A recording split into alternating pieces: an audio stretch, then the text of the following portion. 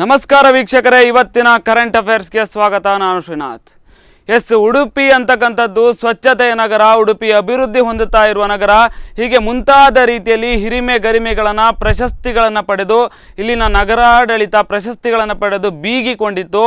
ಆದರೆ ಈ ಒಂದು ನಗರಸಭೆಯ ವ್ಯಾಪ್ತಿಯಲ್ಲಿ ಈಗಾಗಲೇ ನೋಡಿದ ಹಾಗೆ ಹಲವಾರು ಅವ್ಯವಸ್ಥೆಗಳು, ಸ್ವಚ್ಛತೆಯಿಂದ ಕೂಡಿರ್ತಾ ಇರ್ತಕ್ಕಂಥ ಒಂದು ಪ್ರದೇಶಗಳು, ಕಸ ವಿಲೇವಾರಿ ಆಗದೆ ಇರ್ತಕ್ಕಂಥ ಒಂದು ಪ್ರದೇಶಗಳು, ಹೀಗೆಲ್ಲ ನೋಡ್ತಾ ಹೋದಾಗ ನಗರಸಭೆಗಳು ಈಗ ಕಣ್ಮುಚ್ಚಿ ಕುಳಿತಿದೆ ಅಂತಕ್ಕಂಥ ಒಂದು ಪ್ರಶ್ನೆಗಳು ಉದ್ಭವ ಆಗುತ್ತೆ. ಅದೇ ರೀತಿಯಲ್ಲಿ ನೀವು ಒಂದು ಭುಜಂಗ ಪಾರ್ಕ್ ನೀವು ಕೇಳಿರ್ಬೋದು, ಅಲ್ಲಿಗೆ ಹೋಗಿ ನೋಡಿದರೆ ಗೊತ್ತಾಗುತ್ತೆ ಅವ್ಯವಸ್ಥೆ ಏನಾಗಿದೆ ಅನ್ನೋದನ್ನು. ಈ ಕುರಿತಾದ ಒಂದು ಸ್ಟೋರಿ ಇದೆ, ನೋಡ್ಕೊಂಡು ಬನ್ನಿ.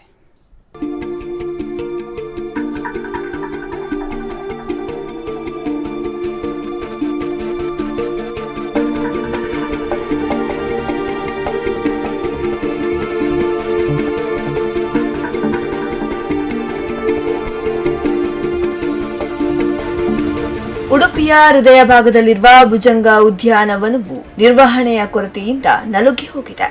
ಶೌಚಾಲಯ ಶುಚಿಗೊಳಿಸದೆ ಗಬ್ಬು ನಾಡ್ತಾ ಇದೆ. ಎಲ್ಲೆಂದರಲ್ಲಿ ಮದ್ಯದ ಬಾಟಲ್ಗಳ ದರ್ಶನವಾಗ್ತಾ ಇದೆ. ಈ ಪಾರ್ಕ್ನಲ್ಲಿ ಸಮರ್ಪಕವಾಗಿ ದೀಪಗಳು ಉರಿಯುತ್ತಿಲ್ಲ. ಇಷ್ಟಾದರೂ ನಗರಾಡಳಿತ ಈ ಬಗ್ಗೆ ತಲೆಕೆಡಿಸಿಕೊಂಡಿಲ್ಲ. ಈ ಬಗ್ಗೆ ಸ್ಥಳೀಯ ಜನತೆ ಹಲವು ಬಾರಿ ಮನವಿ ಮಾಡಿದ್ರೂ ಯಾವುದೇ ಸ್ಪಂದನೆ ಇದುವರೆಗೆ ದೊರಕಿಲ್ಲ. ಕೇವಲ ಆಶ್ವಾಸನೆಗಳನ್ನ ಮಾತ್ರ ನೀಡುತ್ತಿರುವುದು ವಿಷಾದನೀಯ ಸಂಗತಿ.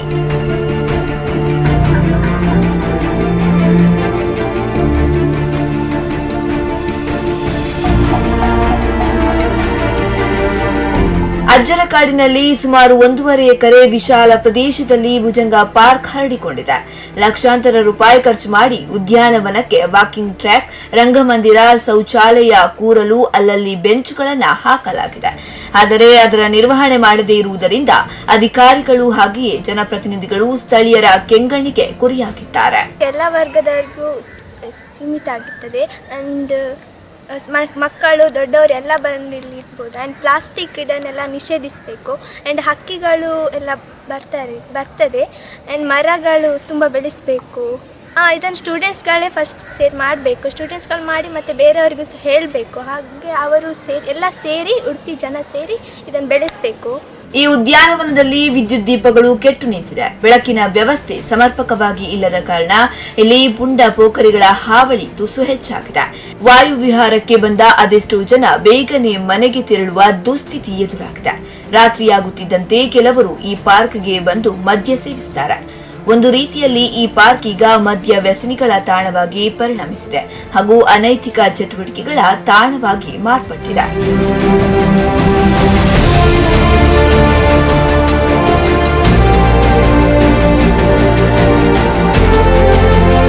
ಭುಜಂಗ ಪಾರ್ಕ್ನಲ್ಲಿ ಎಲ್ಲೆಂದರಲ್ಲಿ ಪ್ರವೇಶ ದ್ವಾರಗಳನ್ನ ನಿರ್ಮಿಸಲಾಗಿದೆ.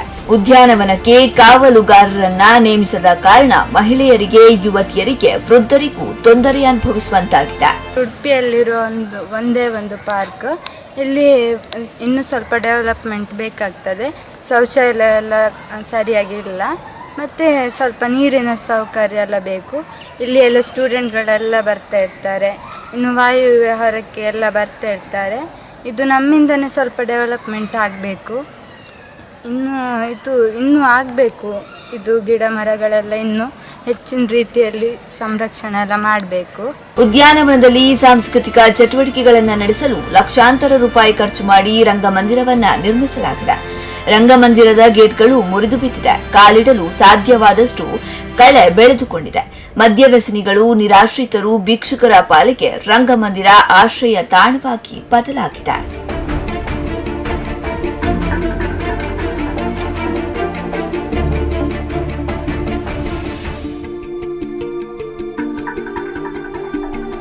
ಇನ್ನು ಶೌಚಾಲಯಕ್ಕೆ ಪ್ರವೇಶಿಸಿದರೆ ಅಲ್ಲಿನ ದುರ್ವಾಸನೆಗೆ ಉಸಿರು ಕಟ್ಟುತ್ತದೆ.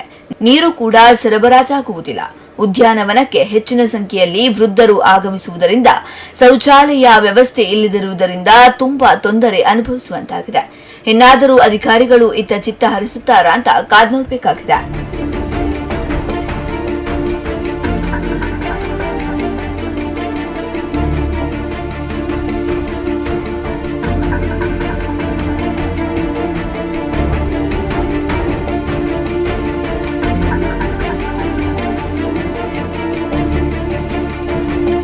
ಪ್ರಮೋದ್ ಸ್ವರ್ಣ, ಸ್ಪಂದನ ನ್ಯೂಸ್, ಉಡುಪಿ.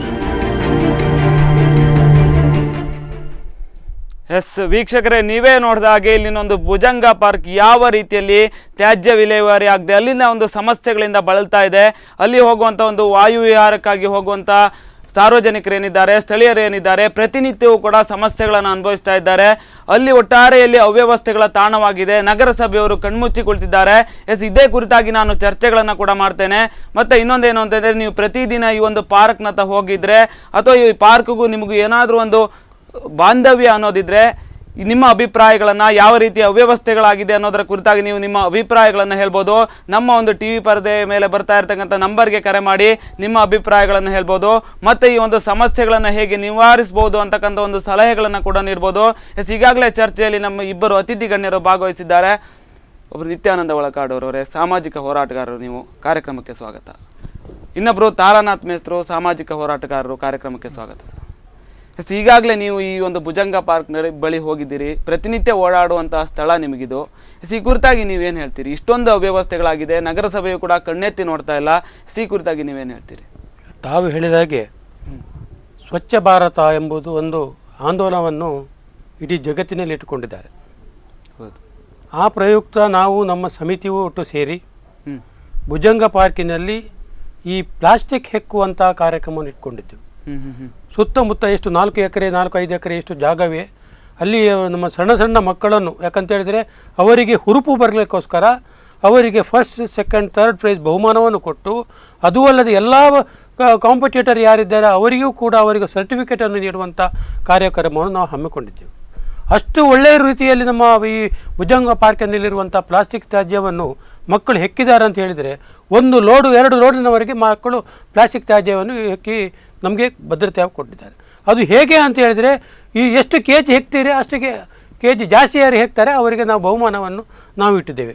ಬಹುಮಾನವು ಕೂಡ ಒಳ್ಳೆಯ ರೀತಿಯಲ್ಲಿ, ಯಾಕಂತ ಹೇಳಿದರೆ ನಾವು ಉಪಯೋಗಿಸುವಂಥದ್ದು ಏನು ತ್ಯಾಜ್ಯ ಇದೆ ಅದು ಅತ್ಯುತ್ತಮವಾದಂತಹ ಜನರಿಗೆ ಮಾರಕವಾಗಿರುವಂಥ ವಸ್ತು ಆಗಿರುವಾಗ ನಾವು ಇಡೀ ಭುಜಂಗ ಪಾರ್ಕಿನಲ್ಲಿ ನಾವು ತ್ಯಾಜ್ಯವನ್ನು, ಇದು ಪ್ಲಾಸ್ಟಿಕ್ ವಸ್ತುಗಳನ್ನೆಲ್ಲ ತೆಗೆಸಿ ನಾವು ಬಿಟ್ಟಿದ್ದೇವೆ.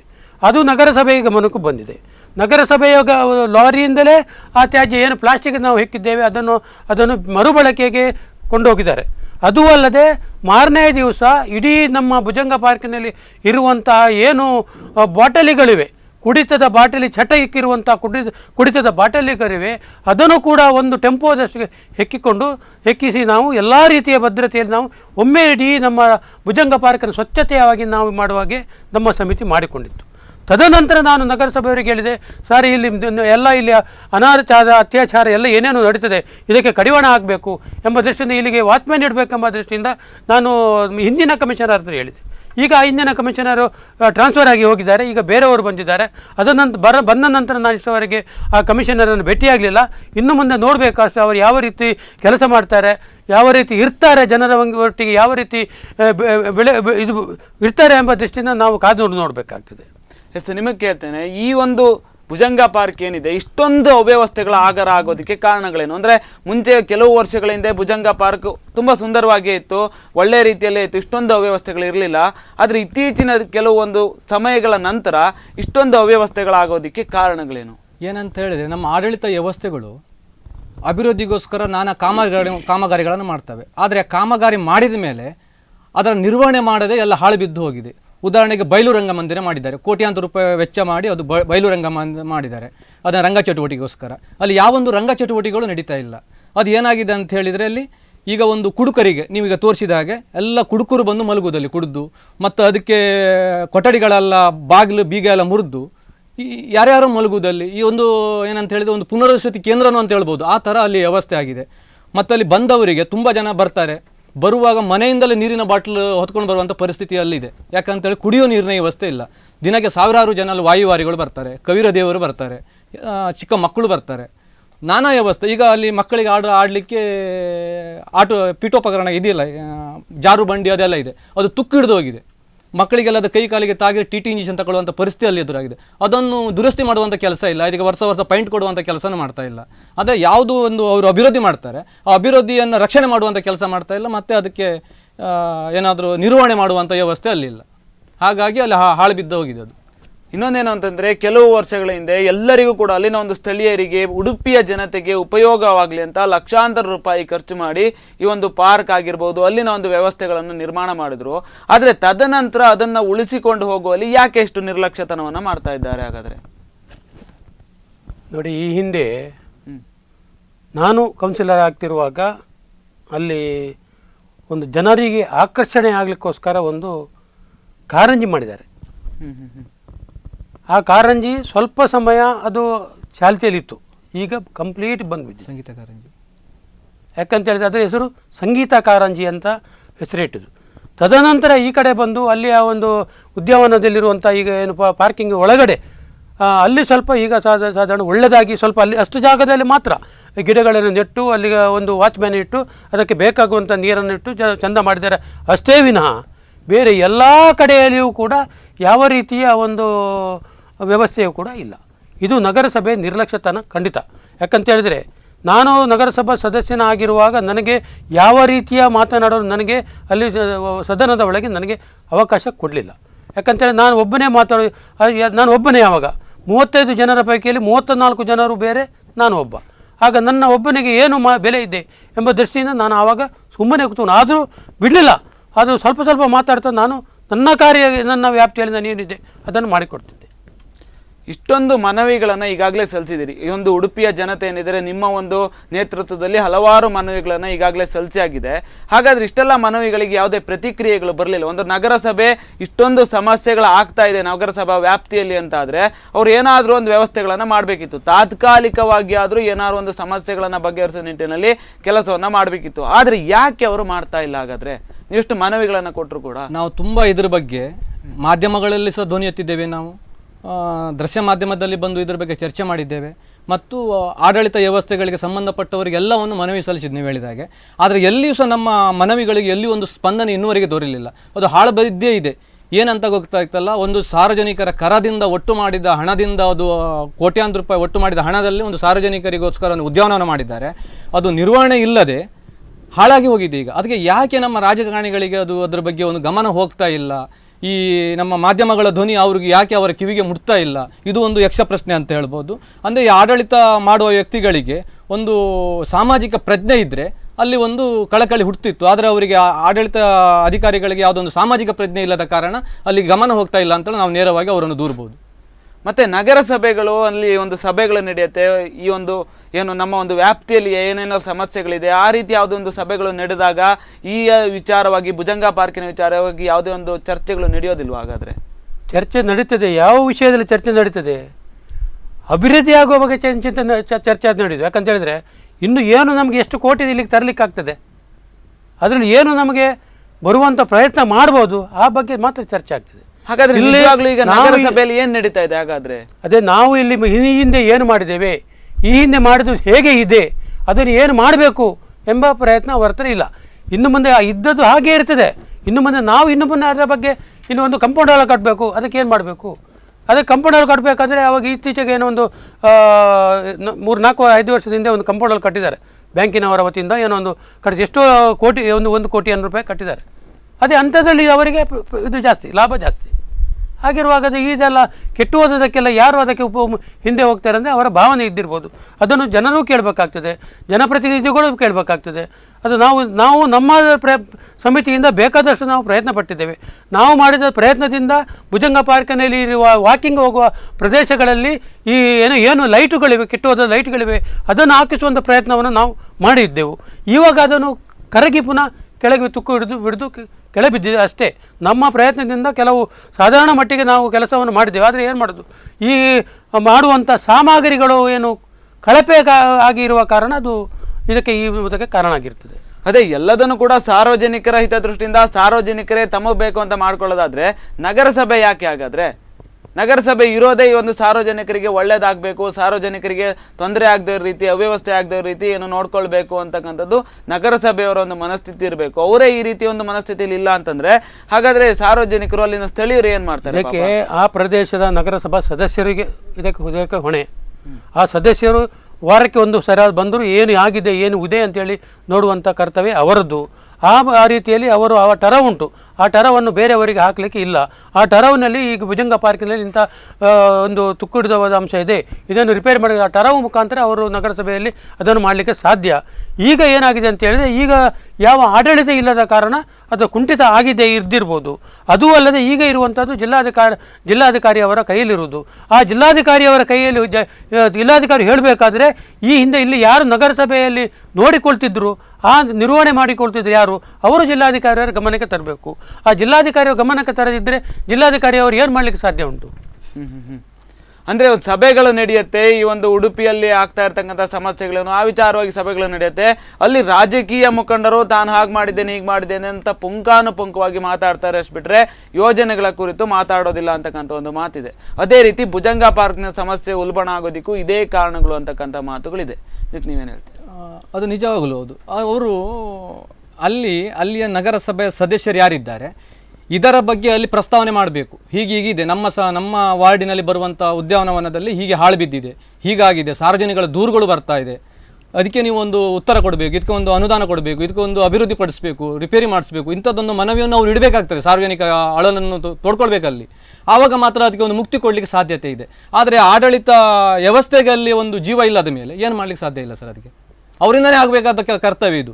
ನಾವು ಮನವಿ ಸಲ್ತೇವೆ, ನಮ್ಮ ಮನವಿಗೆ ಆಡಳಿತ ವ್ಯವಸ್ಥೆಗಳೇ ಅದಕ್ಕೆ ಸ್ಪಂದನೆ ಕೊಡಬೇಕು. ನಮ್ಮ ಮನವಿಗೆ ಬೆಲೆ ಇಲ್ಲದ ಮೇಲೆ ಏನು ಮಾಡಲಿಕ್ಕೆ ಸಾಧ್ಯ ಇಲ್ಲ ಅದಕ್ಕೆ.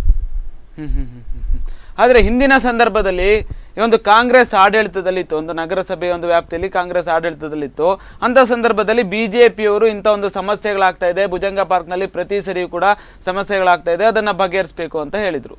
ನಂತರ ಈಗ ನಗರಸಭೆಯಲ್ಲಿ ಒಂದು BJPಯ ಒಂದು ಆಡಳಿತ ಇದೆ, ಆದರೆ ಯಾಕೆ ಅವರು ಸ್ಪಂದಿಸ್ತಾ ಇಲ್ಲ? ಹಾಗಾದರೆ ಅಲ್ಲ, BJP ಈಗ ಆಡಳಿತ ಇದ್ರೂ ಕೂಡ ಅವರಿಗೆ ಸಾರ್ವಜನಿಕರ ಒಂದೊಂದು ಕರೆ ಇದೆ. ಎಷ್ಟು ಎಲ್ಲಿಂದ ಮಾತಾಡ್ತಾ ಇದ್ದೀರಾ ಸರ್, ನಿಮ್ಮ ಹೆಸರು? ನಮಸ್ಕಾರ, ಆನಂದ ರುದ್ರ ಅಂತ ಕಾರ್ಕಳದಿಂದ ಮಾತಾಡ್ತಾ ಇದ್ದೇನೆ. ಎಸ್ ಹೇಳಿ, ನೀವು ಭುಜಂಗ ಪಾರ್ಕಿನ ವಿಚಾರವಾಗಿ ಏನಾದರೂ ಅಭಿಪ್ರಾಯಗಳಿತ್ತ? ಸರ್, ಈಗ ಶ್ರೀನಾಥ್ ಭಟ್ರೆ ನಿಮ್ಗೂ ಪ್ರಣಾಮಗಳು, ನಮಸ್ಕಾರ. ಒಳ್ಳೆ ಕಾರ್ಯಕ್ರಮಗಳನ್ನ ಆಯೋಜಿಸ್ತಾ ಇದ್ದೀರಿ. ನಮಸ್ಕಾರ. ಹೇಳಿ, ಧನ್ಯವಾದಗಳು. ಆನಂತರ ನಮ್ಮ ನಿತ್ಯಾನಂದ ಒಳಕಾಡ್ ಸರ್ ಅವರು ಕೂಡ ಬಹಳ ಒಂದು ಪ್ರಯತ್ನವನ್ನ ಸಾಮಾಜಿಕ ಒಂದು ನ್ಯಾಯ ದೊರಕಿಸಿಕೊಡುವ ನಿಟ್ಟಿನಲ್ಲಿ ಒಂದು ಬಹಳ ಪ್ರಯತ್ನವನ್ನು ಮಾಡ್ತಾ ಇದ್ದಾರೆ. ಹಾಗೆ ನಮ್ಮ ಮೇಷ್ಟ್ರು ಕೂಡ. ಈಗ ಒಂದು ವೇದಿಕೆಯಲ್ಲಿ ನಿಮ್ಮ ಮೂವರನ್ನ ನೋಡಿಕೊಂಡು ಬಹಳ ಖುಷಿ ಆಯ್ತು. ಧನ್ಯವಾದಗಳು ಸರ್. ಯಾಕಂತ ಹೇಳಿದ್ರೆ ಇವತ್ತಿನ ದಿನ ಭುಜಂಗ ಪಾರ್ಕ್ ನ ವ್ಯವಸ್ಥೆ ಅಂತ ಹೇಳಿಕೊಂಡು ನೀವು ಒಂದು ಕಾರ್ಯಕ್ರಮವನ್ನು ಹಮ್ಮಿಕೊಂಡಿದ್ದೀರಾ. ನಿಜವಾಗಿಕೊಂಡು ಅದನ್ನ ಅವ್ಯವಸ್ಥೆಯನ್ನ ಸರಿ ಮಾಡುವ ನಿಟ್ಟಿನಲ್ಲಿ ನಿಮ್ಮ ಒಂದು ಮೀಡಿಯಾದ ಮುಖಾಂತರ ಇವತ್ತಿಗೆ ಏನು ಒಂದು ಅಭಿಯಾನ ನಡೀತಾ ಇದೆ, ಈ ಅಭಿಯಾನಗಳು ಬಹಳಷ್ಟು ಕಡೆ ನಡಿಬೇಕಾಗ್ತದೆ. ನಮ್ಮ ಉಡುಪಿ ಜಿಲ್ಲೆಯಲ್ಲಿ ಕಾರ್ಕಳ ಕೂಡ ಒಂದು ಚಿಕ್ಕ ಗ್ರಾಮ ಹೇಳಲಿಕ್ಕೆ ಇಷ್ಟಪಡ್ತೇನೆ. ಇಲ್ಲಿ ರಾಮಸಮುದ್ರ ಅಂತ ಇದೆ. ಇಲ್ಲಿ ವೀರಪ್ಪ ಮೊಯ್ಲಿಯವರು ಅವರು ಬಹಳ ಶ್ರಮ ಪಟ್ಟು ಆ ಒಂದು ಬಂಡೆಕಲ್ಲುಗಳ ಮೇಲೆ ಮಣ್ಣನ್ನ ಹಾಕಿ ಒಂದು ಕೋಟ್ಯಾಂತರ ರೂಪಾಯಿಗಳನ್ನ, ಅಂದ್ರೆ ನಿಮ್ದು ದುಡ್ಡನ್ನ ಖರ್ಚು ಮಾಡಿಕೊಂಡು ಪಾರ್ಕ್ ಅನ್ನು ಮಾಡಿದ್ರು. ಆನಂತರ ರಾಜಕೀಯ ವ್ಯವಸ್ಥೆಗಳು ಯಾವ ರೀತಿ ಹದಗೆಟ್ಟಿದ್ದೇವೆ ಅಂತ ಹೇಳಿದ್ರೆ, ನಂತರ ಬಂದ ಬೇರೆ ಪಕ್ಷದ MLAಗಳು, ಬೇರೆ ಕೌನ್ಸಿಲರ್ಗಳು ಅದನ್ನ ನಿರ್ಲಕ್ಷ್ಯ ಮಾಡಿಬಿಟ್ಟು ಇವತ್ತಿನ ದಿನಕ್ಕೆ ಭುಜಂಗ ಪಾರ್ಕಿನಿಂದ ಅವ್ಯವಸ್ಥೆಯ ಕಾರಣಗಳಾಗಿರುವಂತದ್ದು ಬಹಳಷ್ಟು ಪಾರ್ಕ್ಗಳಿದೆ. ಇವತ್ತಿಗೆ ಯಾಕೆ ಅಂತ ಹೇಳಿದ್ರೆ, ನಮ್ಗೆ ಪ್ರಕೃತಿ ಏನು ಅಂತ ಹೇಳಿದ್ರೆ, ಪ್ರಕೃತಿ ಅಂತ ಹೇಳಿದ್ರೆ ದೇವರು ಆ ಗರ್ಭಗುಡಿಯಲ್ಲಿ ಸಿಗೋದಿಲ್ಲ, ಶಿವ ಸಿಗೋದು ಪ್ರಕೃತಿಯಲ್ಲಿ. ಆ ಪ್ರಕೃತಿ ನಮ್ಮಿಂದ ಯಾವುದನ್ನು ಬಯಸುವುದಿಲ್ಲ. ಪ್ರಕೃತಿಗೆ ನಮ್ಗೆ ಪ್ರಕೃತಿ ಕೊಡ್ತದೆ. ಪ್ರಕೃತಿ ನಮ್ಗೆ ಏನ್ ಬೇಕೋ ಅದನ್ನು ಕೊಡ್ತಾ ಇದೆ. ಆದ್ರಿಂದ ಪ್ರಕೃತಿಯ ಸಂರಕ್ಷಣೆ ನಿಟ್ಟಿನಲ್ಲಿ ಪಾರ್ಕ್ಗಳು ನಗರ ಪ್ರದೇಶಗಳಲ್ಲಿ ಅತ್ಯಂತ ಅವಶ್ಯಕವಾದದ್ದು. ಇದರಿಂದಾಗಿ ತಮ್ಮ ಈ ಅಭಿಯಾನಕ್ಕೆ ಭಗವಂತ ಶಿವನ ಕೃಪೆ, ಉಡುಪಿ ಶ್ರೀಕೃಷ್ಣನ ಕೃಪೆ, ತಿರುಮಲ ವೆಂಕಟೇಶ್ವರನ ಕೃಪೆ ಸದಾಕಾಲ ಇರಲಿ. ಮಾಡ್ತಿರುವ ಪ್ರಯತ್ನಕ್ಕೆ ಹೃತ್ಪೂರ್ವಕವಾದಂತ ಧನ್ಯವಾದಗಳನ್ನ ಹೇಳಲಿಕ್ಕೆ ಇಷ್ಟಪಡ್ತಿದ್ದೇನೆ. ಒಂದು ವೇಳೆ ಸರ್ಕಾರದಿಂದ ನಿರ್ಲಕ್ಷ್ಯಗಳು ಆಗಿದ್ದಲ್ಲಿ ನಾನು ನಿಮ್ಮನ್ನು ಖುದ್ದಾಗಿ ಸಂಪರ್ಕಿಸ್ತೇನೆ. ನಮ್ಮ ಯುವಕರ ಮುಖಾಂತರ ಜನರ ಹತ್ರ ದೇಣಿಗೆಯನ್ನು ತೆಗೆದುಕೊಳ್ಳುವ ನಿಟ್ಟಿನಲ್ಲಿ ಪಾರದರ್ಶಕವಾಗಿ ಆ ಪಾರ್ಕ್ ಅನ್ನು ನಿರ್ಮಾಣ ಮಾಡುವ ನಿಟ್ಟಿನಲ್ಲಿ ನಾನು ನಿಮ್ಮೊಂದಿಗೆ ಸಹಕಾರವನ್ನು ಕೊಡ್ತೇನೆ. ಅದಕ್ಕೆ ಪ್ರತಿಯಾಗಿ ನನ್ನ ಕಾರ್ಕಳದ ಒಂದು ಪಾರ್ಕ್ಗಳನ್ನ ನಗರ ಪ್ರದೇಶದಲ್ಲಿ ಇರುವುದಕ್ಕೆ ನಿಮ್ಮಿಂದ ಸಹಕಾರವನ್ನು ಬಯಸ್ತಾ ಇದ್ದೇನೆ. ಖಂಡಿತ ಸರ್, ಆ ಸಹಕಾರ ಇರುತ್ತೆ. ನಿಮ್ಮ ಒಂದು ಸಹಕಾರಗಳು ಕೂಡ ಒಂದು ಉಡುಪಿಯ ಜನತೆಯ ಪರವಾಗಿ ಒಂದು ಧನ್ಯವಾದಗಳನ್ನು ಹೇಳ್ತೇನೆ ಸರ್. ಧನ್ಯವಾದಗಳು. ಓಂ ನಮ ಶಿವಾಯ, ಓಂ ನಮ ಭಗವತೆ ಕೃಷ್ಣಾಯ ನಮಃ. ಯಾವತ್ತಿಗೂ ನಾವಿದ್ದೇವೆ. ಪ್ರಕೃತಿ ಅಂತ ಹೇಳಿದ್ರೆ ಶಿವ, ಪ್ರಕೃತಿ ಅಂತ ಹೇಳಿದ್ರೆ ಅಲ್ಲ, ಪ್ರಕೃತಿ ಅಂತ ಹೇಳಿದ್ರೆ ಯೇಸು. ಎಸ್, ಧನ್ಯವಾದಗಳು ಸರ್ ಸ್ಪಂದನ ವಾಹಿನಿ ಜೊತೆ ಮಾತಾಡಿ. ಜನಜಾಗೃತಿಯ ಕಾರ್ಯಕ್ರಮ ಸರ್ವ ಯಶಸ್ವಿ ಆಗ್ಲಿ ಅಂತೇಳಿ ಎಲ್ಲಾ ದೇವಾನುದೇವತೆಗಳಲ್ಲಿ ಪ್ರಾರ್ಥನೆ ಮಾಡ್ತೇನೆ. ಅದು ಮನುಷ್ಯ ದೇವಾನುದೇವತೆಗಳಲ್ಲಿ ಮನುಷ್ಯತ್ವ ಇರುವವರಲ್ಲಿ. ಎಸ್, ಧನ್ಯವಾದಗಳು ಸರ್ ಸ್ಪಂದನ ವಾಹಿನಿ ಜೊತೆ ಕರೆ ಮಾಡಿದ್ದಕ್ಕೆ. ಎಸ್, ಈಗಾಗಲೇ ಅವರು ಹೇಳಿದ್ರು ಹಲವಾರು ಕಡೆಗಳಲ್ಲಿ ಇಂತಹದೇ ಸಮಸ್ಯೆಗಳಿದೆ. ಕೇವಲ ಉಡುಪಿಯಲ್ಲಿ ಮಾತ್ರ ಅಲ್ಲ, ಈ ಒಂದು ಭುಜಂಗ ಪಾರ್ಕಿನ ಸಮಸ್ಯೆಗಳು ಮಾತ್ರ ಅಲ್ಲ, ಕಾರ್ಕಳದಲ್ಲೂ ಇದೆ, ಮತ್ತೆ ಮುಂತಾದವುಗಳಲ್ಲೂ ಕೂಡ ಇದೆ ಅಂತ. ಹಾಗಾದ್ರೆ ಅಧಿಕಾರಿಗಳೆಲ್ಲ ಏನ್ ಮಾಡ್ತಾ ಇದ್ದಾರೆ? ಹಾಗಾದ್ರೆ ಇಷ್ಟೆಲ್ಲ ಒಂದು ಸಮಸ್ಯೆಗಳಿದೆ ಅಂತಂದ್ರೆ ನಾನಂತ ಹೇಳಿದ್ರೆ ಈಗ ಯಾರು ಕರೆ ಮಾಡಿದ್ರೆ ಅವರಿಗೆ ನಾನು ಧನ್ಯವಾದ ಹೇಳ್ತೇನೆ. ಯಾಕಂತ ಹೇಳಿದ್ರೆ ಅವ್ರು ಕಾರ್ಕಳದಲ್ಲಿ ಇದ್ರೂ ಕೂಡ ಅವರು ನಮ್ಮ ಉಡುಪಿ ಕಡೆಗೆ ಒಂದು ಗಮನ ಹರಿಸಿ ದೇಣಿಗೆಯನ್ನು ಮಾಡಿಕೊಂಡು ನಾವು ಪಾರ್ಕನ್ನು ನಾವು ಒಳ್ಳೇದು ಮಾಡ್ತೇವೆ. ಅದಕ್ಕೆ ನಮ್ಮ ಆಡಳಿತ ವ್ಯವಸ್ಥೆಗಳಿಗೆ ಅವರನ್ನು ಇದು ನಮ್ಮ ಆಡಳಿತ ವ್ಯವಸ್ಥೆಗೆ ಅದು ಶೇ ಮಾಡಬೇಕು. ಯಾಕಂತ ಹೇಳಿದ್ರೆ ಈ ನಮ್ಮ ನಗರಸಭೆಗೆ ಅತ್ಯುತ್ತಮವಾದಂಥ ಪ್ರಶಸ್ತಿ ಅಂತ ಒಂದು ಗಳಿಸಿದಂಥ ನಗರಸಭೆ. ಹೌದೌದು, ಅದು ಯಾಕೆ ಕೊಟ್ಟಿದ್ದಾರೆ ಎಂಬ ಒಂದು ಪ್ರಶ್ನೆ ಈಗ ಕೇಳಬೇಕಾಗ್ತದೆ. ಎಸ್, ಈ ಕುರಿತಾಗಿ ನಾನು ಮತ್ತೆ ಮಾತಾಡ್ತೇನೆ.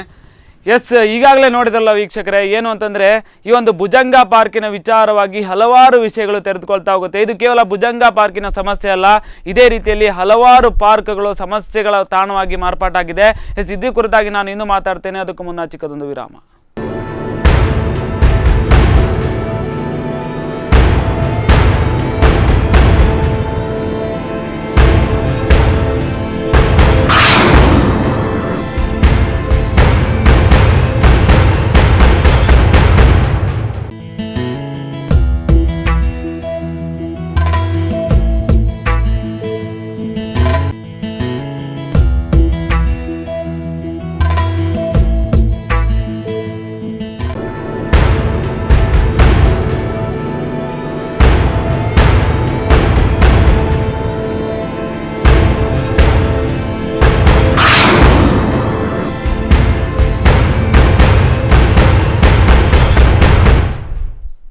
ವಿರಾಮದ ನಂತರ ಕರೆಂಟ್ ಅಫೇರ್ಸ್ಗೆ ಮತ್ತೆ ಸ್ವಾಗತ. ಎಸ್, ಈಗಾಗಲೇ ಮಾತಾಡ್ತಾ ಇದ್ದೆ ಭುಜಂಗ ಪಾರ್ಕಿನ ಒಂದು ಸಮಸ್ಯೆಗಳ ಕುರಿತಾಗಿ.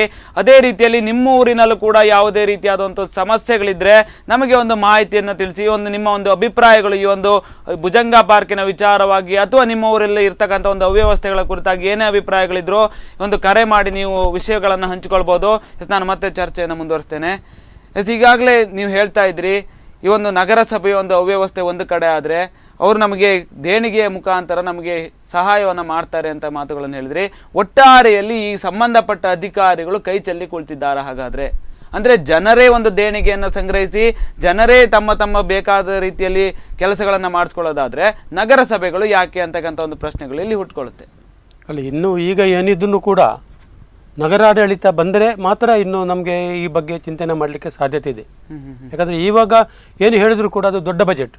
ಆ ಬಜೆಟ್ ಅಷ್ಟು ದೊಡ್ಡ ಬಜೆಟ್ ಆಗಬೇಕಾದ್ರೆ ಒಂದೇ ಕೌನ್ಸಿಲ್ ಬರಬೇಕು, ಒಂದು ಜಿಲ್ಲಾ ಆಡಳಿತದಿಂದ ಅನುಮೋದನೆ ದೊರಕಬೇಕು. ಹಾಗಿರುವಾಗ ಈಗ ನಾವು ಮಾತನಾಡಿ ಈಗ ಅದರ ಬಗ್ಗೆ ಆಲೋಚನೆ ಮಾಡಿದರೆ ಭಾಳ ಒಂದು ಇದು. ಯಾಕಂತ ಹೇಳಿದ್ರೆ ಏನೂ ಇಲ್ಲ.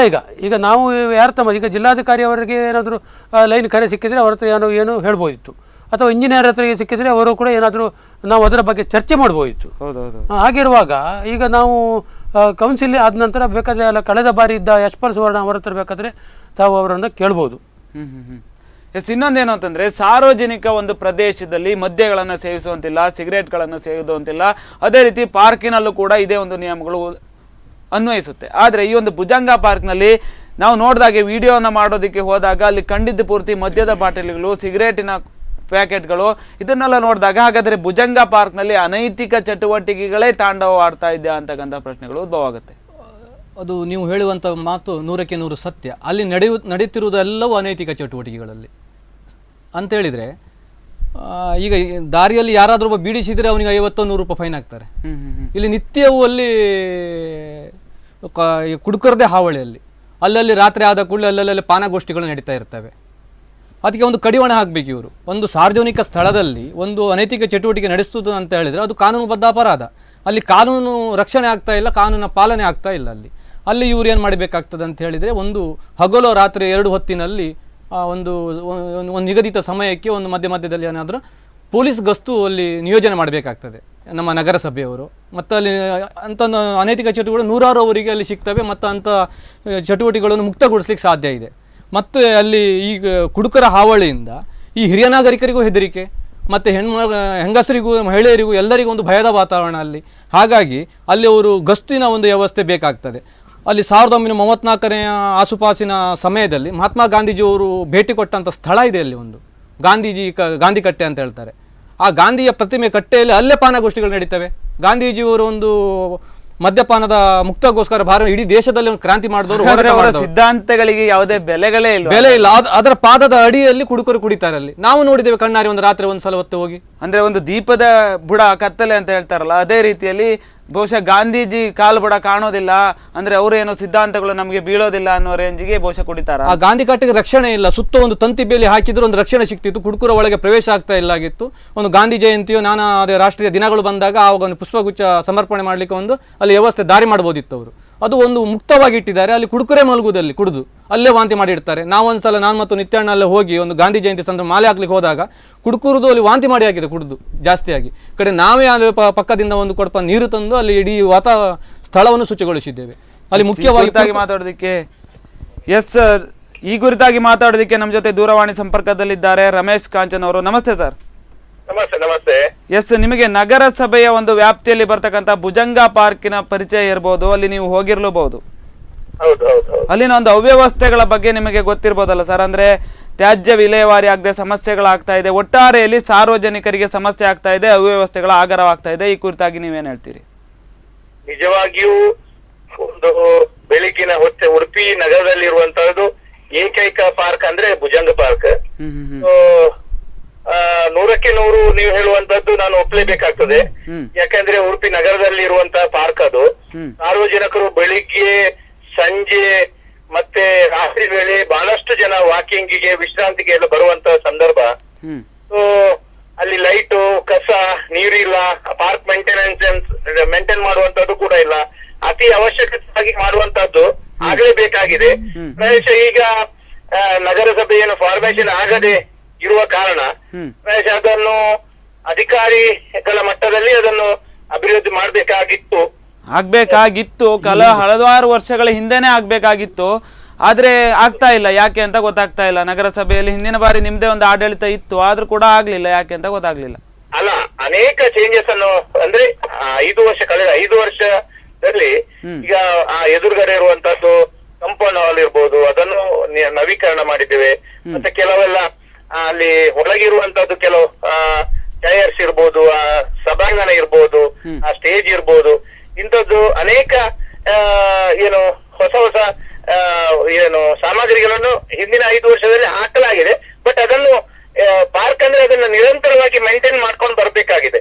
ಸೊ ಈಗ ಒಂದು 6 ತಿಂಗಳಿಂದ ಏನು ನಗರಸಭೆ ಆಡಳಿತ ಇಲ್ಲದ ಕಾರಣ ಅಲ್ಲಿಯ ಮಟ್ಟಿಗೆ ಸ್ವಲ್ಪ ಅಲ್ಲಿಯ ಮಟ್ಟಿಗೆ ಇನ್ನು ನಗರಸಭೆ ಅಷ್ಟು ಏನು ಕಾರ್ಯ ವೈಖರಿಯ ಮಾಡಿದ್ರೆ ಸ್ವಲ್ಪ ಮಟ್ಟಿಗೆ ಮತ್ತೆ ಇನ್ನೊಂದು ಕೇಳ್ತೇನೆ, ನೀವು ಹೊಸ ಸಾಮಗ್ರಿಗಳನ್ನೇನೋ ಅಳವಡಿಸಿದ್ರಿ, ಆದ್ರೆ ಹಳೆ ಸಾಮಗ್ರಿಗಳಿಗೆ ಯಾವಾಗ ಹಾಗಾದ್ರೆ ಹಳೆ ಸಾಮಗ್ರಿಗಳೇನಿದೆ ಅದು ಅವ್ಯವಸ್ಥೆಗಳಾಗ್ತಾ ಇದೆ, ಅದಕ್ಕೆ ಹಾಗಾದ್ರೆ ಮುಕ್ತಿ ಯಾವಾಗ? ಅದಕ್ಕೆ ಸರಿ ಆಗೋದು ಯಾವಾಗ? 100ಕ್ಕೆ 100 ಅದನ್ನು ಅದೇ ನೀವು ಹೇಳಿದಾಗೆ ಈಗ ಕಳೆದ 6 ತಿಂಗಳಿಂದ ಅದನ್ನು ಮೇಂಟೈನ್ ಆಗ್ಲಿಲ್ಲ. ಯಾಕಂದ್ರೆ ಸ್ವಲ್ಪ ಮಟ್ಟಿಗೆ ಚುನಾವಣೆ ಬಂತು, ನೀತಿ ಸಂಹಿತೆ, ಇಂಥದ್ದು ಅನೇಕ ಕಾರಣಗಳಿಂದ ಸ್ವಲ್ಪ ಮಟ್ಟಿಗೆ ತೊಂದರೆ ಆಗಿರ್ಬೋದು.